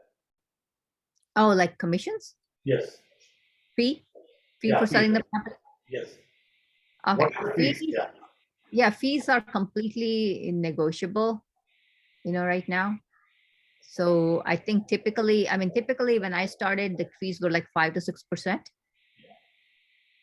Right. And so now, depending on some agents may do it for lower. And if you have like a builder, they've given you like the entire, subdivision, whatever contracted, then you could be flexible. Sometimes people are on a salary. And so it's not strictly commission, so it really does vary. And do you have those kind of, because I always feel that wherever human beings are, certain kind of people you will always get everywhere in the world, So in India, we have this certain portals who are offering no brokerage and tempting the buyer. There are brokers who will ask the buyer, you buy through us, we will give you rebate. If the developer is offering 2%, he'll say we'll give you 1.5% back and do the transaction. Do you also face such kind of people in your industry there? Yes, unfortunately, yes. So as I said, wherever there are human beings, it will be like same. Yeah, and I think a lot of our people are contributing to that too. Like there are certain places where we have significant Indian population, right? And they're so used to that, they'll actually ask you for it, right? Yes. And I was like, well, how would you feel if you did, you go to work, right? You get paid, and your boss said at the end of it, the bonus that I promised you, or the whatever I promised you $5,000. How about you just take 2,000 and let me keep the 3,000? How would you feel about that, right? There's that. But the interesting thing is, sometimes I have like for me, like it has to make sense, right? If they desperately needed it, then we would be flexible.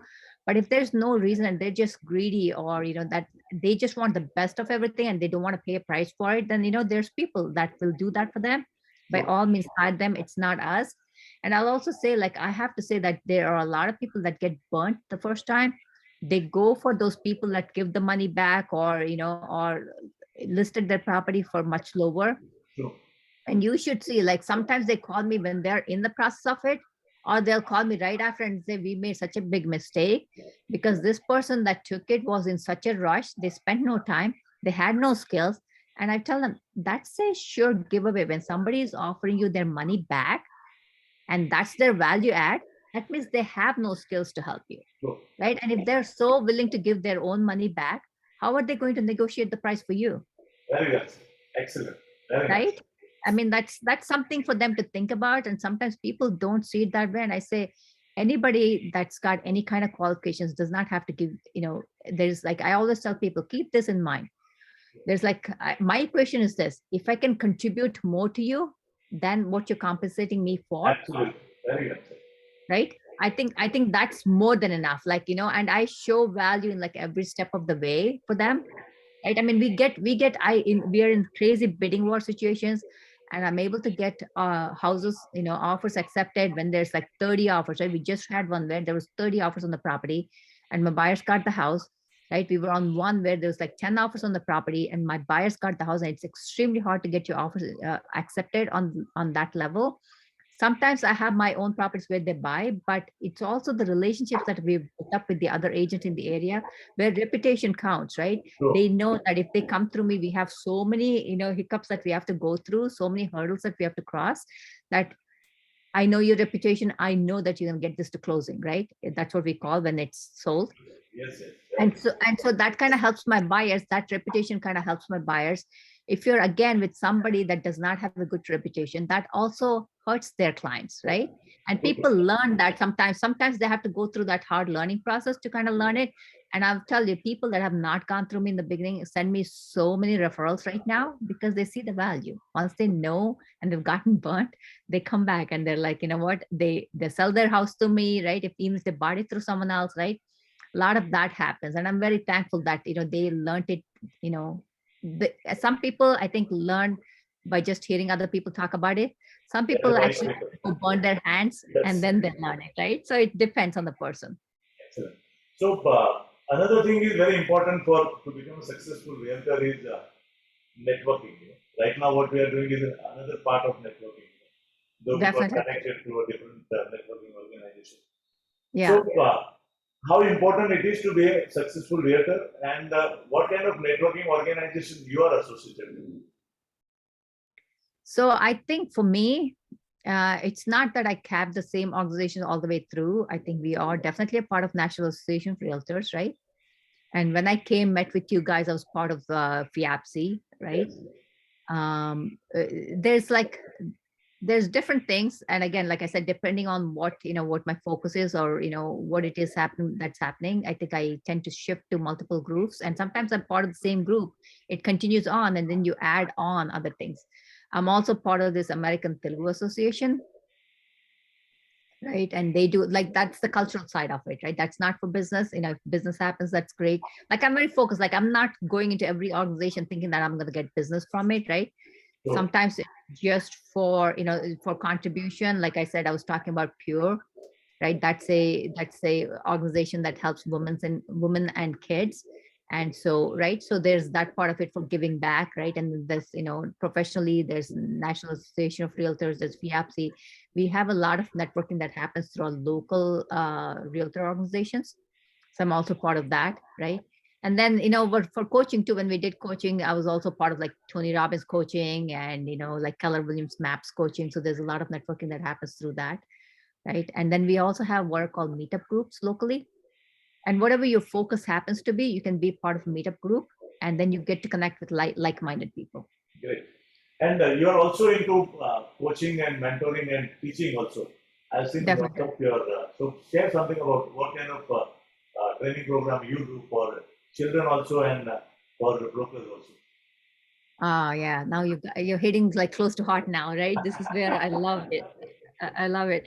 So, and I'm so happy to be here today. I cannot tell you, like, I felt like, when I came to India, I wanted to connect with women realtors, right? And see how it's different and, find out what the similarities are. And then, there were not a lot of people, right? Honestly, very few people that we met. Sure. Right. So, and to me, to be here and you making it so easy for me to connect to all these, phenomenal women in different parts of the country is just wonderful. I'm telling you, I'm like super, super grateful. And it's like a blessing, like it just happens. And yeah, so for me, okay, with regards to education and empowerment is very close to my heart. Like, right? I mean, it's like, that saying where they say, if somebody's hungry, give them the fish, they'll eat for a day, but teach them to fish, they'll eat for their Absolutely. lifetime. Right? So that's kind of what I believe in too. So that's something close to my heart. For kids, I am part of this. I'm a certified quantum leap instructor. This is a phenomenal program, and I'm doing one a week from this Saturday, from tomorrow, right? On the 19th. This is something that I've taken in my 30s, and I've actually had my kids go through it and all their friends, like, and I've had my own team go through this coaching, because what it allows you to do is think of your life at a high level. Like, it starts with, why do you want anything? What do you want to be? Like, what do you want to achieve, right? If this is the end of your life and somebody asks you the question, right? I mean, like, how was you, what is it that you achieved, right? And it doesn't have to be anything great, right? It is what is meaningful to you, right? And so that's your purpose, right? So figure out what your purpose is, and then figure out how much money you need to fund that purpose, and then figure out how to get it.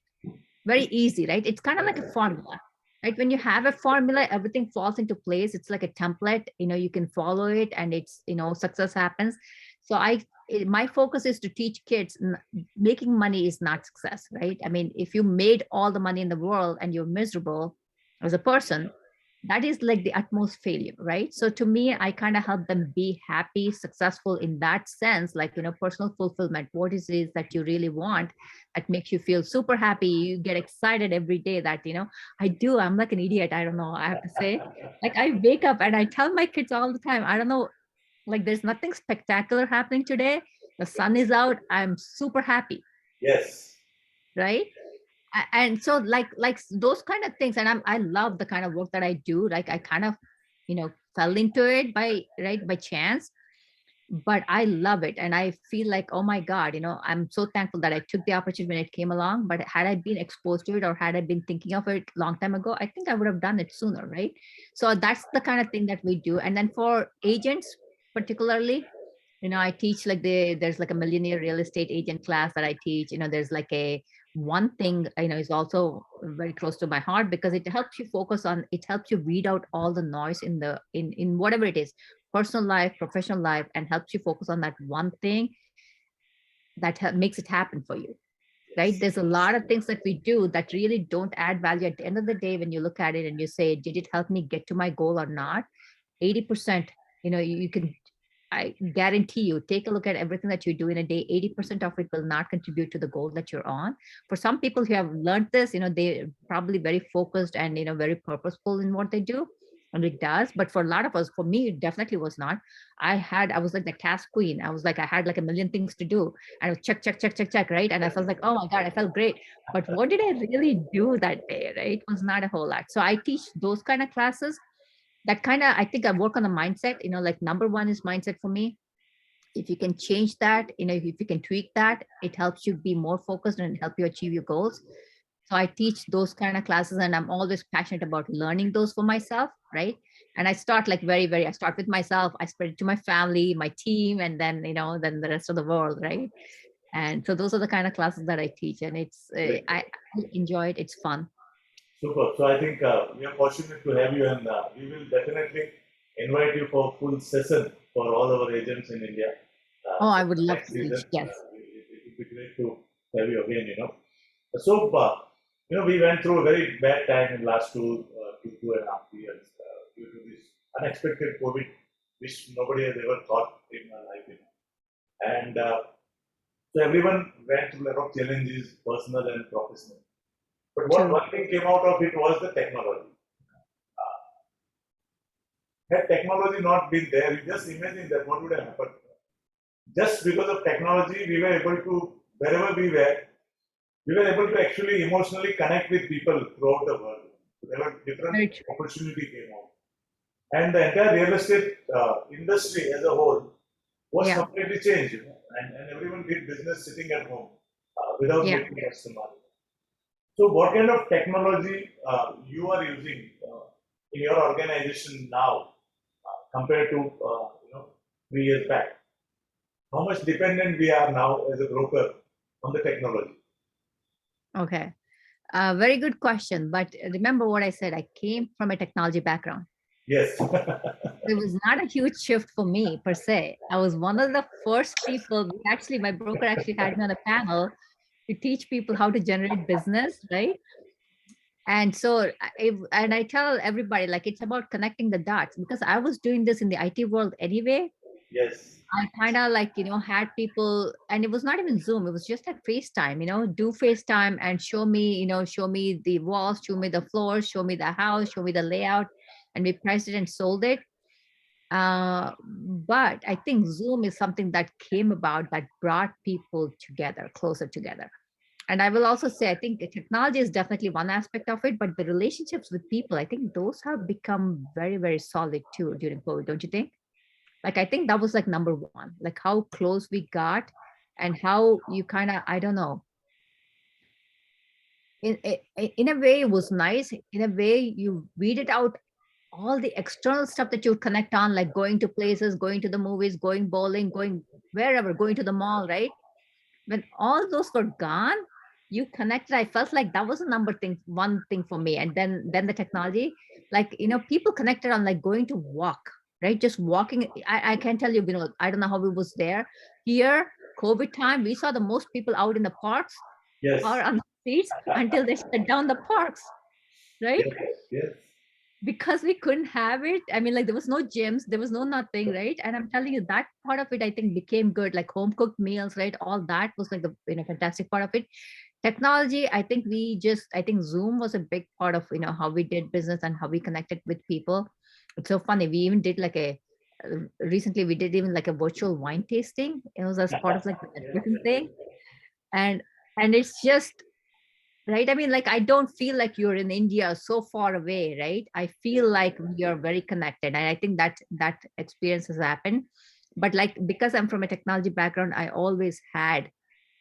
always technology based, right? So I have systems, I have like, a whole bunch of things that I implement for my own business.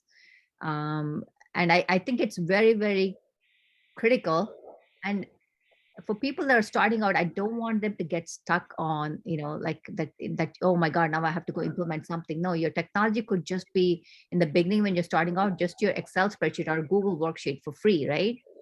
True. You just need a way to know what's going on in your business and see where you need to be and see how you can bridge the gap, right? And that's kind of like, what technology allows you to do very, very efficiently. I think if there's like one thing that I could tell people to invest in terms of technology is your CRM. Yes. Where you store all your contacts. And we have a great CRM. Like, it has to be something where you see every last conversation that you had with them, you track it. You can go back and connect with people that you sold a home 10 years ago very, very quickly, right? And this during COVID, this was fantastic because we had a database like that going on for years. One of the simple things that we did was, because the stores were shut down, we had a lot of elderly people, right? And they didn't know. So we would make this calls, we would send out an email and say, if you need anything at all, want us to go like drop off supplies for you. US, big scarcity of toilet paper, for God's sake, right? So people called us. I mean, we dropped off toilet paper, we dropped off antibacterial wipes, right? We dropped off like whatever little bit supplies we had of the, hand sanitizers, right? So anything like that, I think but that actually helped us reach out to people because we all had all that information together. So, we were able to do that during COVID. And I think that was the thing, is like having these things in place. How you use it depends on you, but you have to use it, the way it's intended, and even more so, right? We could segment, like, like price Yes. points. We could do, first time home buyers. We could do people that are bought, that are looking to move up. So much happens in that one CRM. Yes. That's one thing that I would tell people to invest in. If nothing, right? One piece of technology that you want to invest in. Zoom, is for free anyway, so you can connect with people. But that, I think, is critical. Excellent. Friends, I think I am really enjoying interacting with Sujata. I'm sure you must be. I think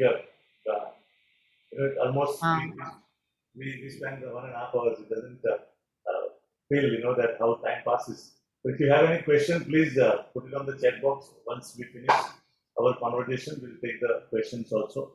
So can you just give the idea to our viewers in India that in terms of percentage, how much percentage of realtors are women realtors out there?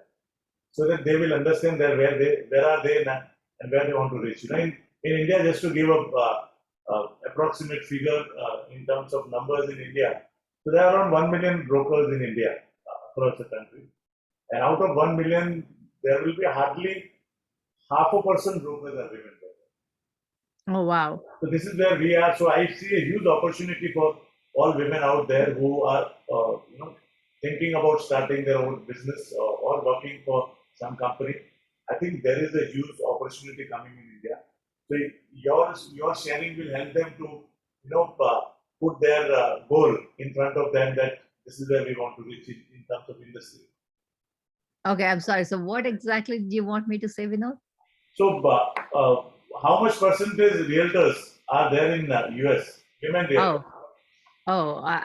I don't know the exact percentage. I should probably look it up. Yeah, I should probably look it up. When I started, most of the office were women. Wow. Most of the office, you could count the number of male realtors on one hand. Yeah. So it's, right. it's reverse. It's reverse. So men are now getting encouraged to become realtor in US, like yes. how we are forcing women. I would say 80-90%. I think when I started, Okay. I would say at least 80% were women. Wow. I'm thinking about it, right? Of the office of, yeah, I think that would make sense to me, right? And that's what it was. It's changing a little bit more now because you know what? Thank God for the shows that they have on TV, the HGTV and stuff, where they show the millionaire real estate agents in like New York City, like I told you, right, California and stuff. Yeah. And they make it so glamorous that people think, everybody gets their license thinking, I'm going to be that person, right? And there's nothing wrong with that. But you also have to be realistic on how long, how hard do those people work to get to where they got to, right? It doesn't happen overnight. But I think that kind of made it a very glamorous thing for people to go into right now. And so we see a lot of like people coming out of school, I think for the first time. This is usually, and like most of the people that I know as realtors have a past profession. They were in something else. They were doing something else. And then they became a realtor, kind of like me, right? Yes. But now I see like a lot of high school kids, like a lot of kids from college, the next thing that they want to do is get their real estate license and become a broker. So they're choosing this industry.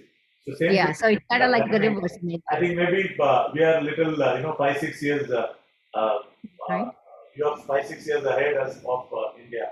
I think that those things are happening in our country also. Like I introduced you to my nephew who is he has done engineering and then masters in Florida in construction management, and he chose to become a broker after doing this. So he's our second generation in our company. Yeah, and I think that's fantastic. Like that's so like exciting to be that that where it's going to be tipping over.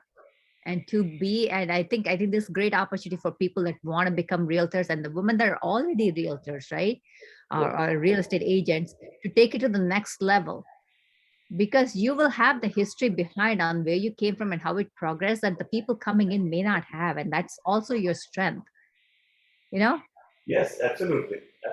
So now everyone is coming prepared, when I joined, it was an accident, I didn't know anything about real estate. So I think that is where the difference is coming in the industry. Exciting times.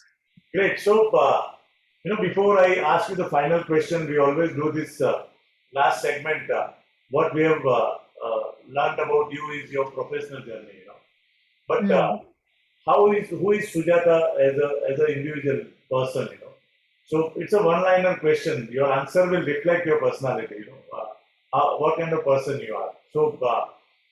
So first question is success. Everybody in the life want to be a successful person.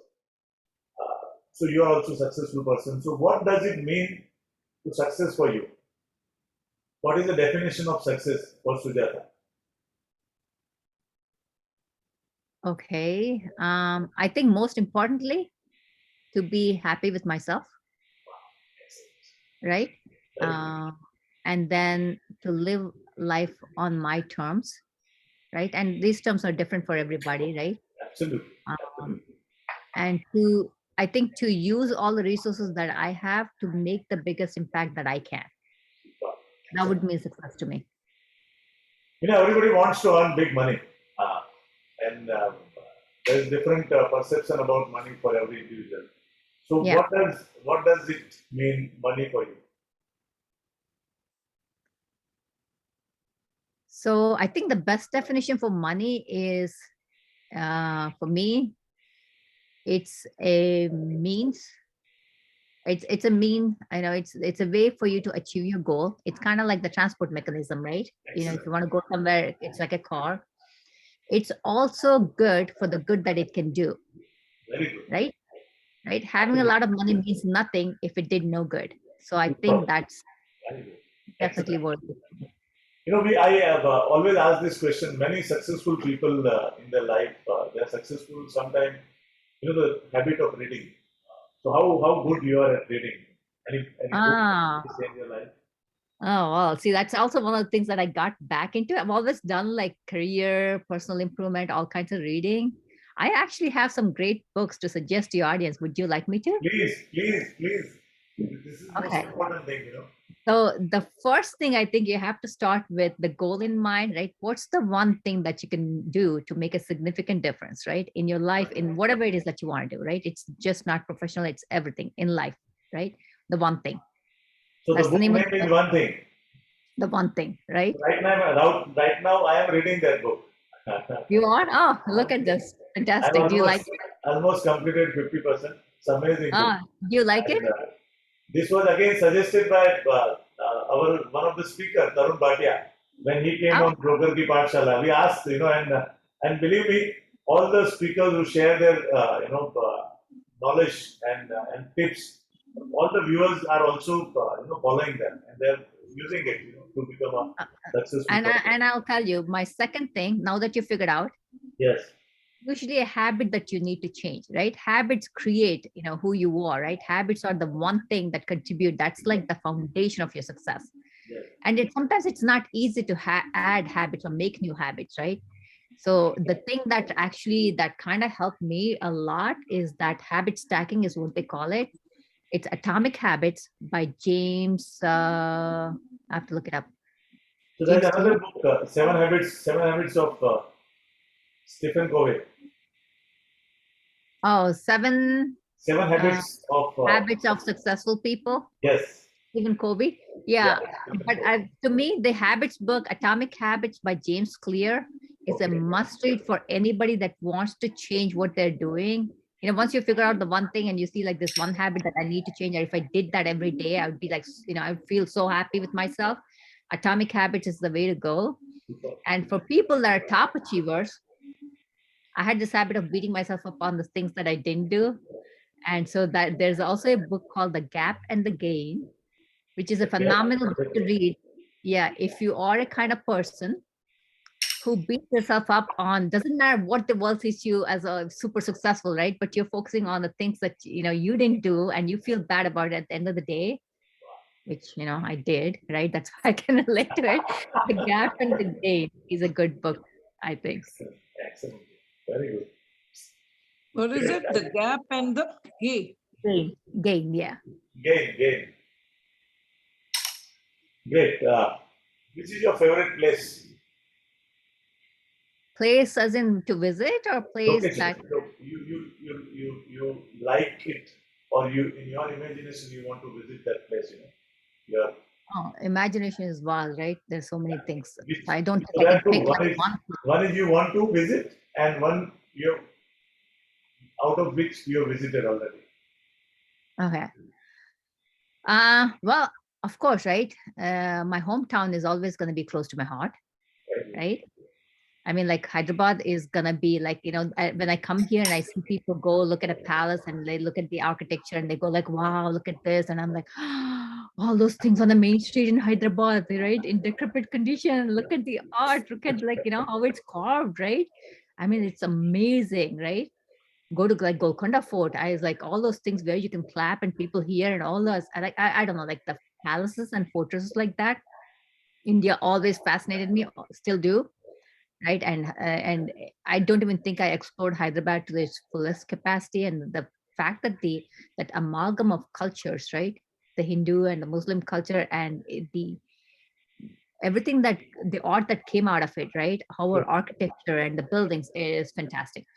So I love that. I think, and for places that we actually visit, we like it easy. So I think I like my Caribbean vacations, place on a beach, take me somewhere sunny on a beach. I'm happy, and I think that ends up being my, yeah, I think those are two places that are close to my heart.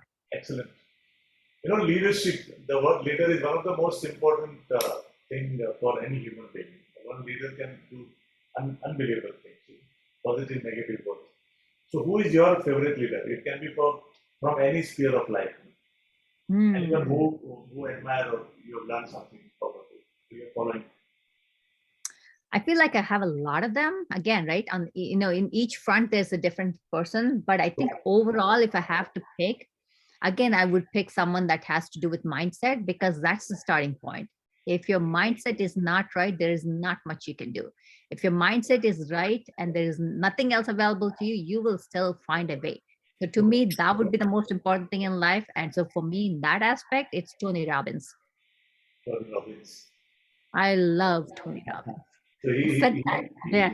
You've done his program, and I think you really Yeah. benefited out of it. The direction of your life is changed. Yeah, I mean, like I think that's also like a pivotal point in my career. Like, right? I mean, like I went through some sales classes that were all like sell, sell, sell. They even have this thing that sell. Let's say, call them till they buy or die. It's Yes. like, oh my God, I'm like, I'm never that person, right? To me, it's like, no, I can't. It's not me, right? True. And I think I happened to take one of the seminars by Tony Robbins. It's called Unleash the Power Within.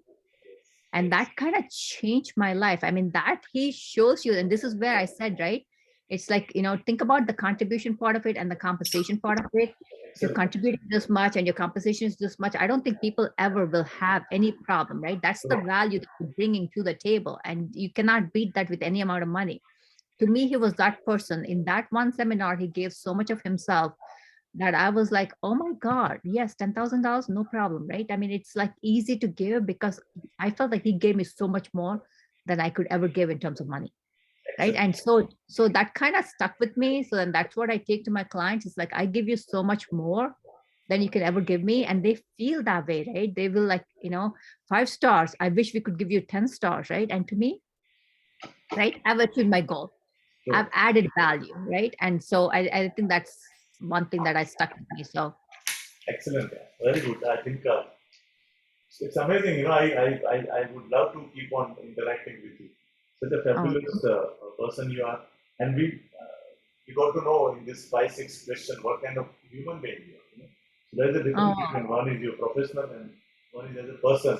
What kind of person. Thank you. No, but I mean, so this is like a fun thing, Vinod, right? It's one life to live it to the fullest extent, right? Do what you love, right? Enjoy what you're doing, right? And what other way to do it? And real estate, great place to be. I feel like personally, I can't see any other industry that would give me so much opportunity in terms of not even like the no ceiling on the amount of money you can make. No, absolutely. Wonderful relationships. I would not have met you if it wasn't for this. Great, super. I think, and that's what I feel. Yeah. So I think before I ask you the final question, let me see a few questions. Is there in the question?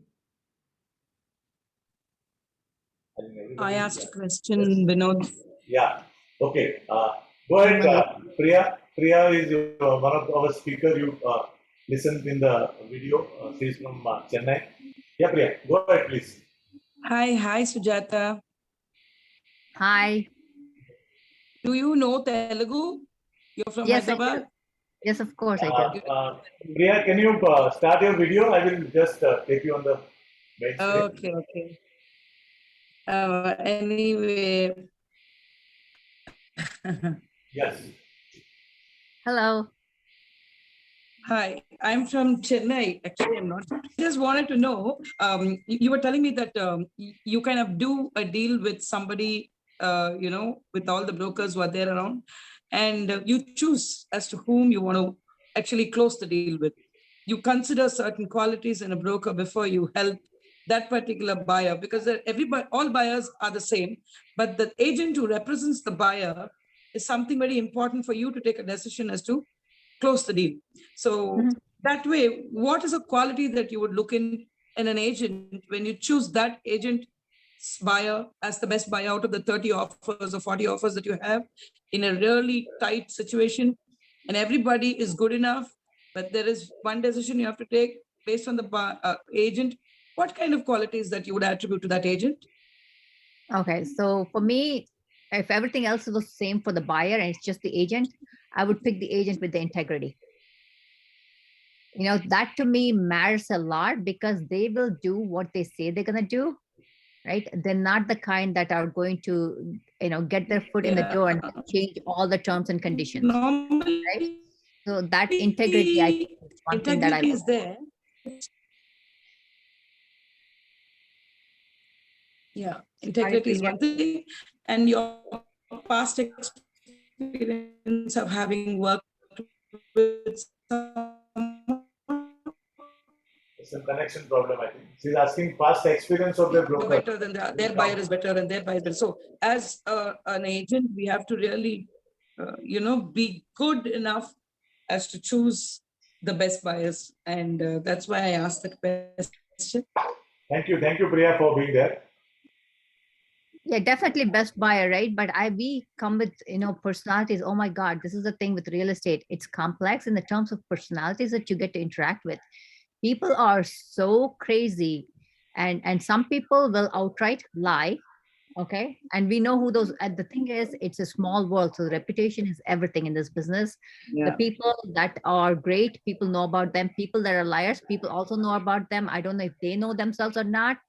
Right.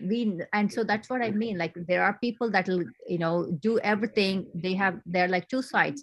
Once they're in, they got the deal, they'll change everything, terms, conditions, their attitude, everything changes. We don't want to be with people like that. And that's what I mean. Like, integrity is, to me, like, you say what you're going to say, you do what you're going to say you're going to do. Right. And you say, right, what is it, and you're always aligned, and I don't have to doubt myself that if this person makes the offer and this is what they say that the buyers are offering, it's going to be that all the way till the end. It's not going to change, right? And that is very, very important when you're putting a deal together. One more thing, Vinod, I want to just find out. In the US, it's a very protected market where you are the listed agent, and the other agents, nobody speaks to your clients directly. Here we face a situation where our co-brokers find a way to, approach the clients, talk to them, and you have done all your best to keep the whole package, in a very formal way. And there's someone who just comes from somewhere, and one sentence, it's enough to break the whole situation. So we are just hoping and praying that some kind of a regulatory things come. Like, have you said the designation superb, senior realtor, citizens realtor, that requires lots of different qualities. And then you have so many nice designations. How I wish you could share with us those designations that you have there, so that even if we don't have the government doing it, our associations can do it within ourselves. And we, kind of keep those categories for us to work easily with. That's a very nice point that she said, Vinod. Anyway, this is recorded, so Vinod can give it to us later on. For sure. If you go into like National Association Realtors, they have all these designations on their website, so you can get them. And if you don't, I can, USNAR. Okay. And then one thing you can do, though, Priya, is that you can set expectations with your clients. Say that people will approach you like this, right? But know that it's not in your best interest to be talking to them, and blah blah blah. Right? I tell people, and that's why we make it a point that people are not at home when we show their houses, right? And so you have to like set those expectations to protect yourself, and more importantly, protect them. So They are not listening to like Sujata, we have another speaker who was on this show. She's all the way coming from Ahmedabad, Sonal Patel. She is preparing some food for you. You are unmute. Sonal, can you unmute yourself? Hello, everyone. I'm sorry I'm late. I'm busy with the kitchen stuff. I was at Gahed. Could I go ahead? Hello, women. The superwomen, the rocking women.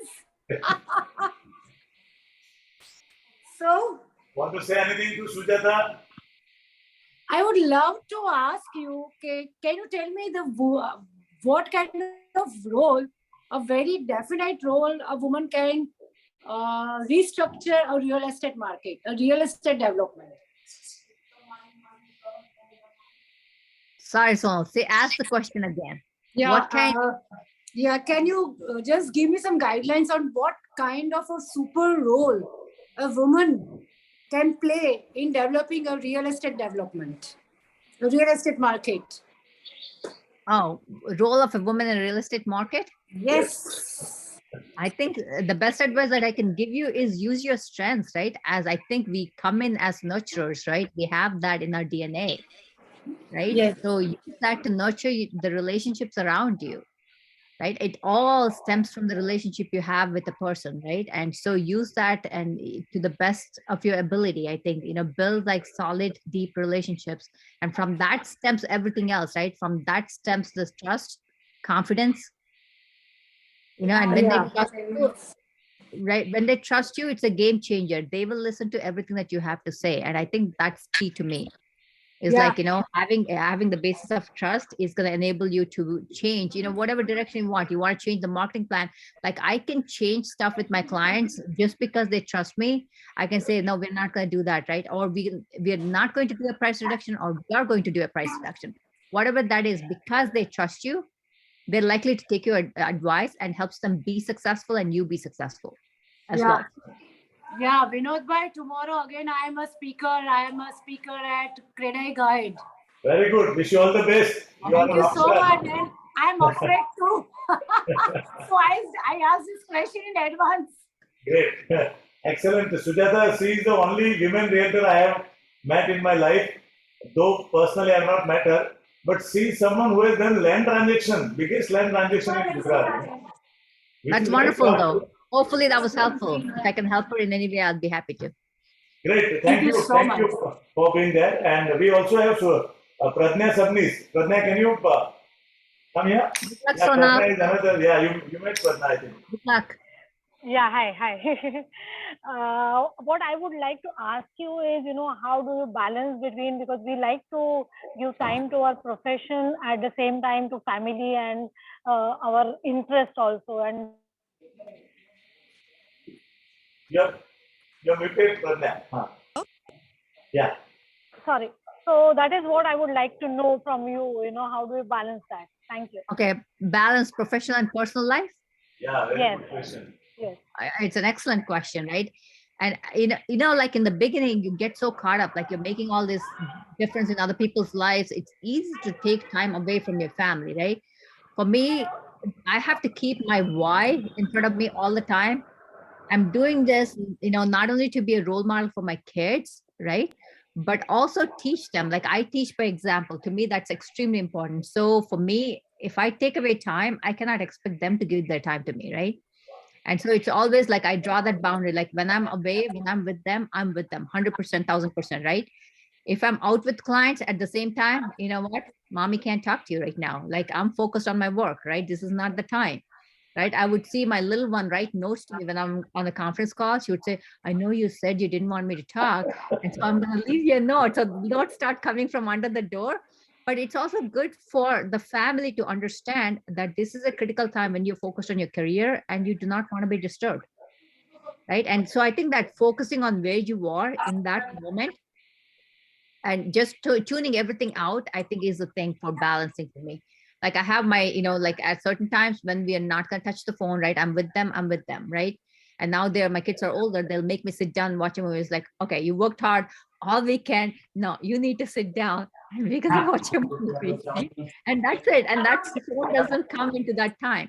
So I think it's not even so much Pradnya, as much as spending not the quantity of time, but the quality of time. When you're there, you're completely involved, you're completely focused. When you focus on the quality, the quantity really does not matter as much. Great. That's what I would do. Thank you very much. Thank you for being there. So nice of you. There was a question from Mr. Hardik Babaria. He was asking that how frequent do you have to extend your license? I mean, do you have to give exam every year, or what is the duration? That was number one. And second, Can a realtor in US represent both buyer and seller both? I'm sorry. Mona has to mute. Can a broker represent buyer and seller both? In India, we have both sides. You know, one broker is representing both the client. Yeah, so we have to renew our license every other year, so once in 2 years, right? And we have to do the continuing education, and we do all the training, and then we have to take the test, and so that's the renewal process. And yes, we can represent a buyer and a seller in a transaction. It's called the disclosed dual agency. But we do need to disclose upfront that we are, representing them both, and we only get paid by one party. Okay. Unless they consent to it and both are paying, but usually it's the seller that pays us, and so that's we just have to disclose that to the buyer.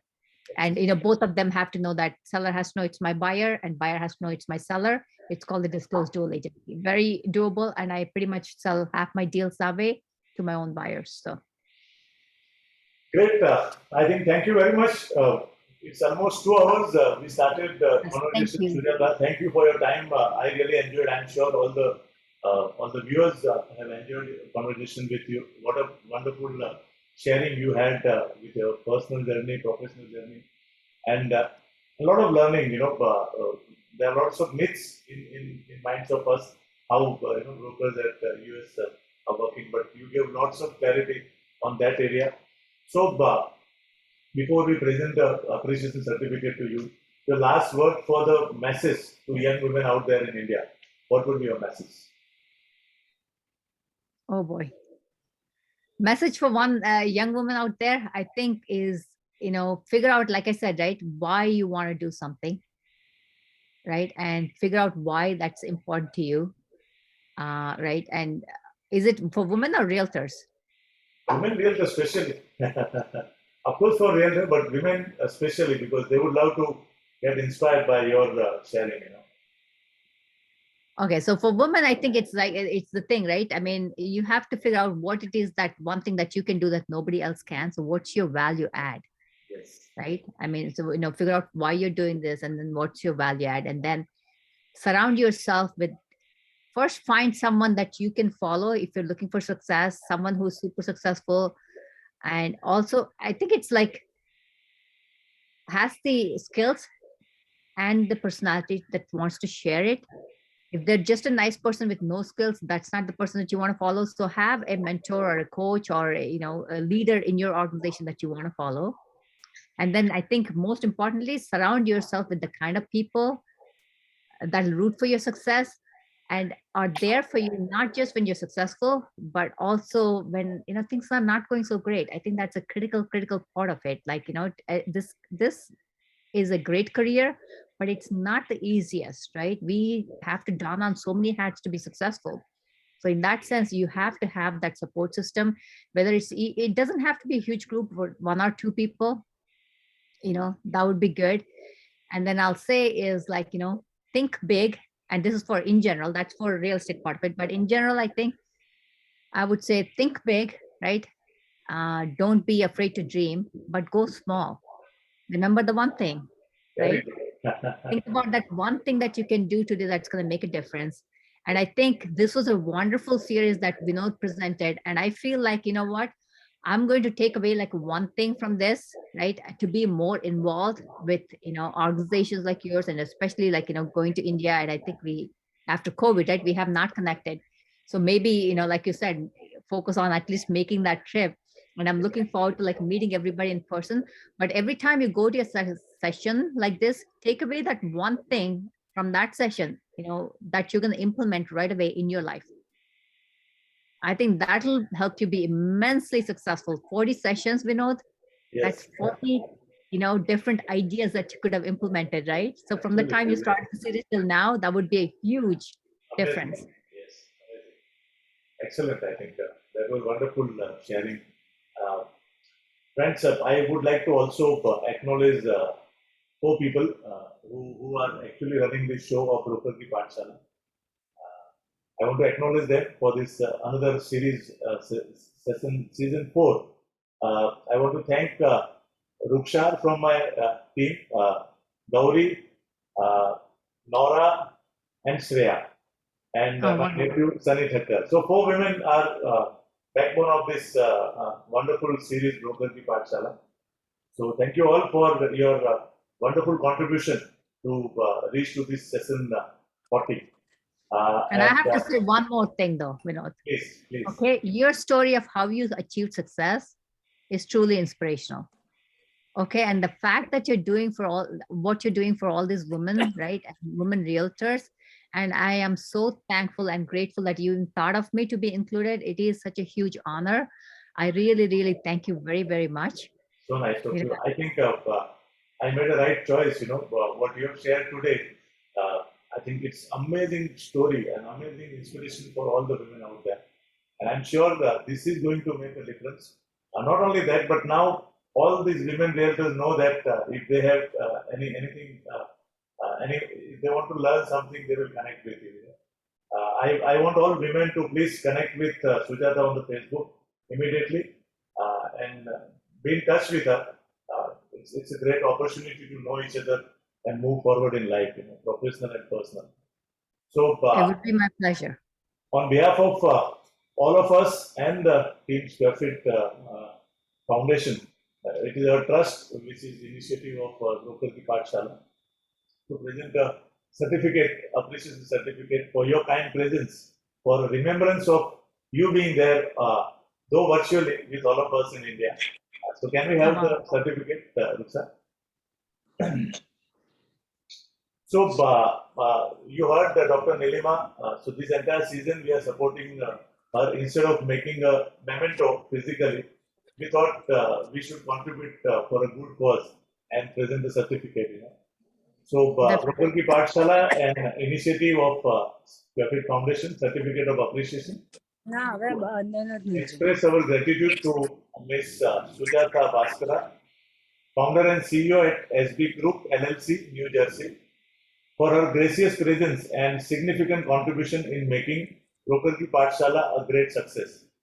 We appreciate your generosity in providing the vital nutritious needs of the HIV-affected children at Desire Society and gifting them a healthier tomorrow.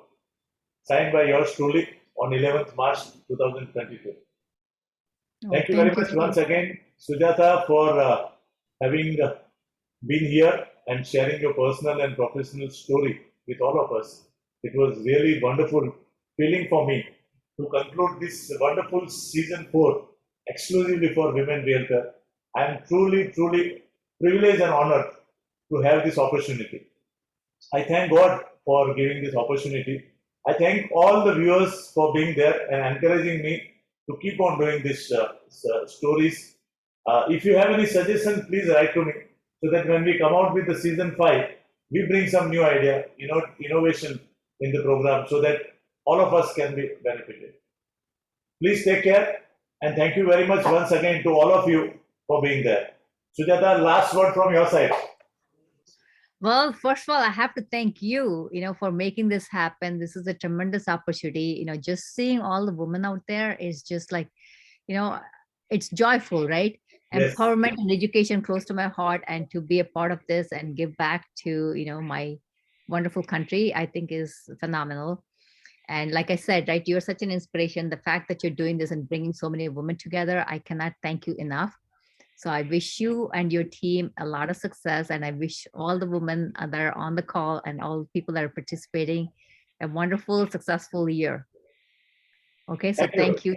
Thank you very much. Thank you, friends. Please take care of yourself. So nice of you.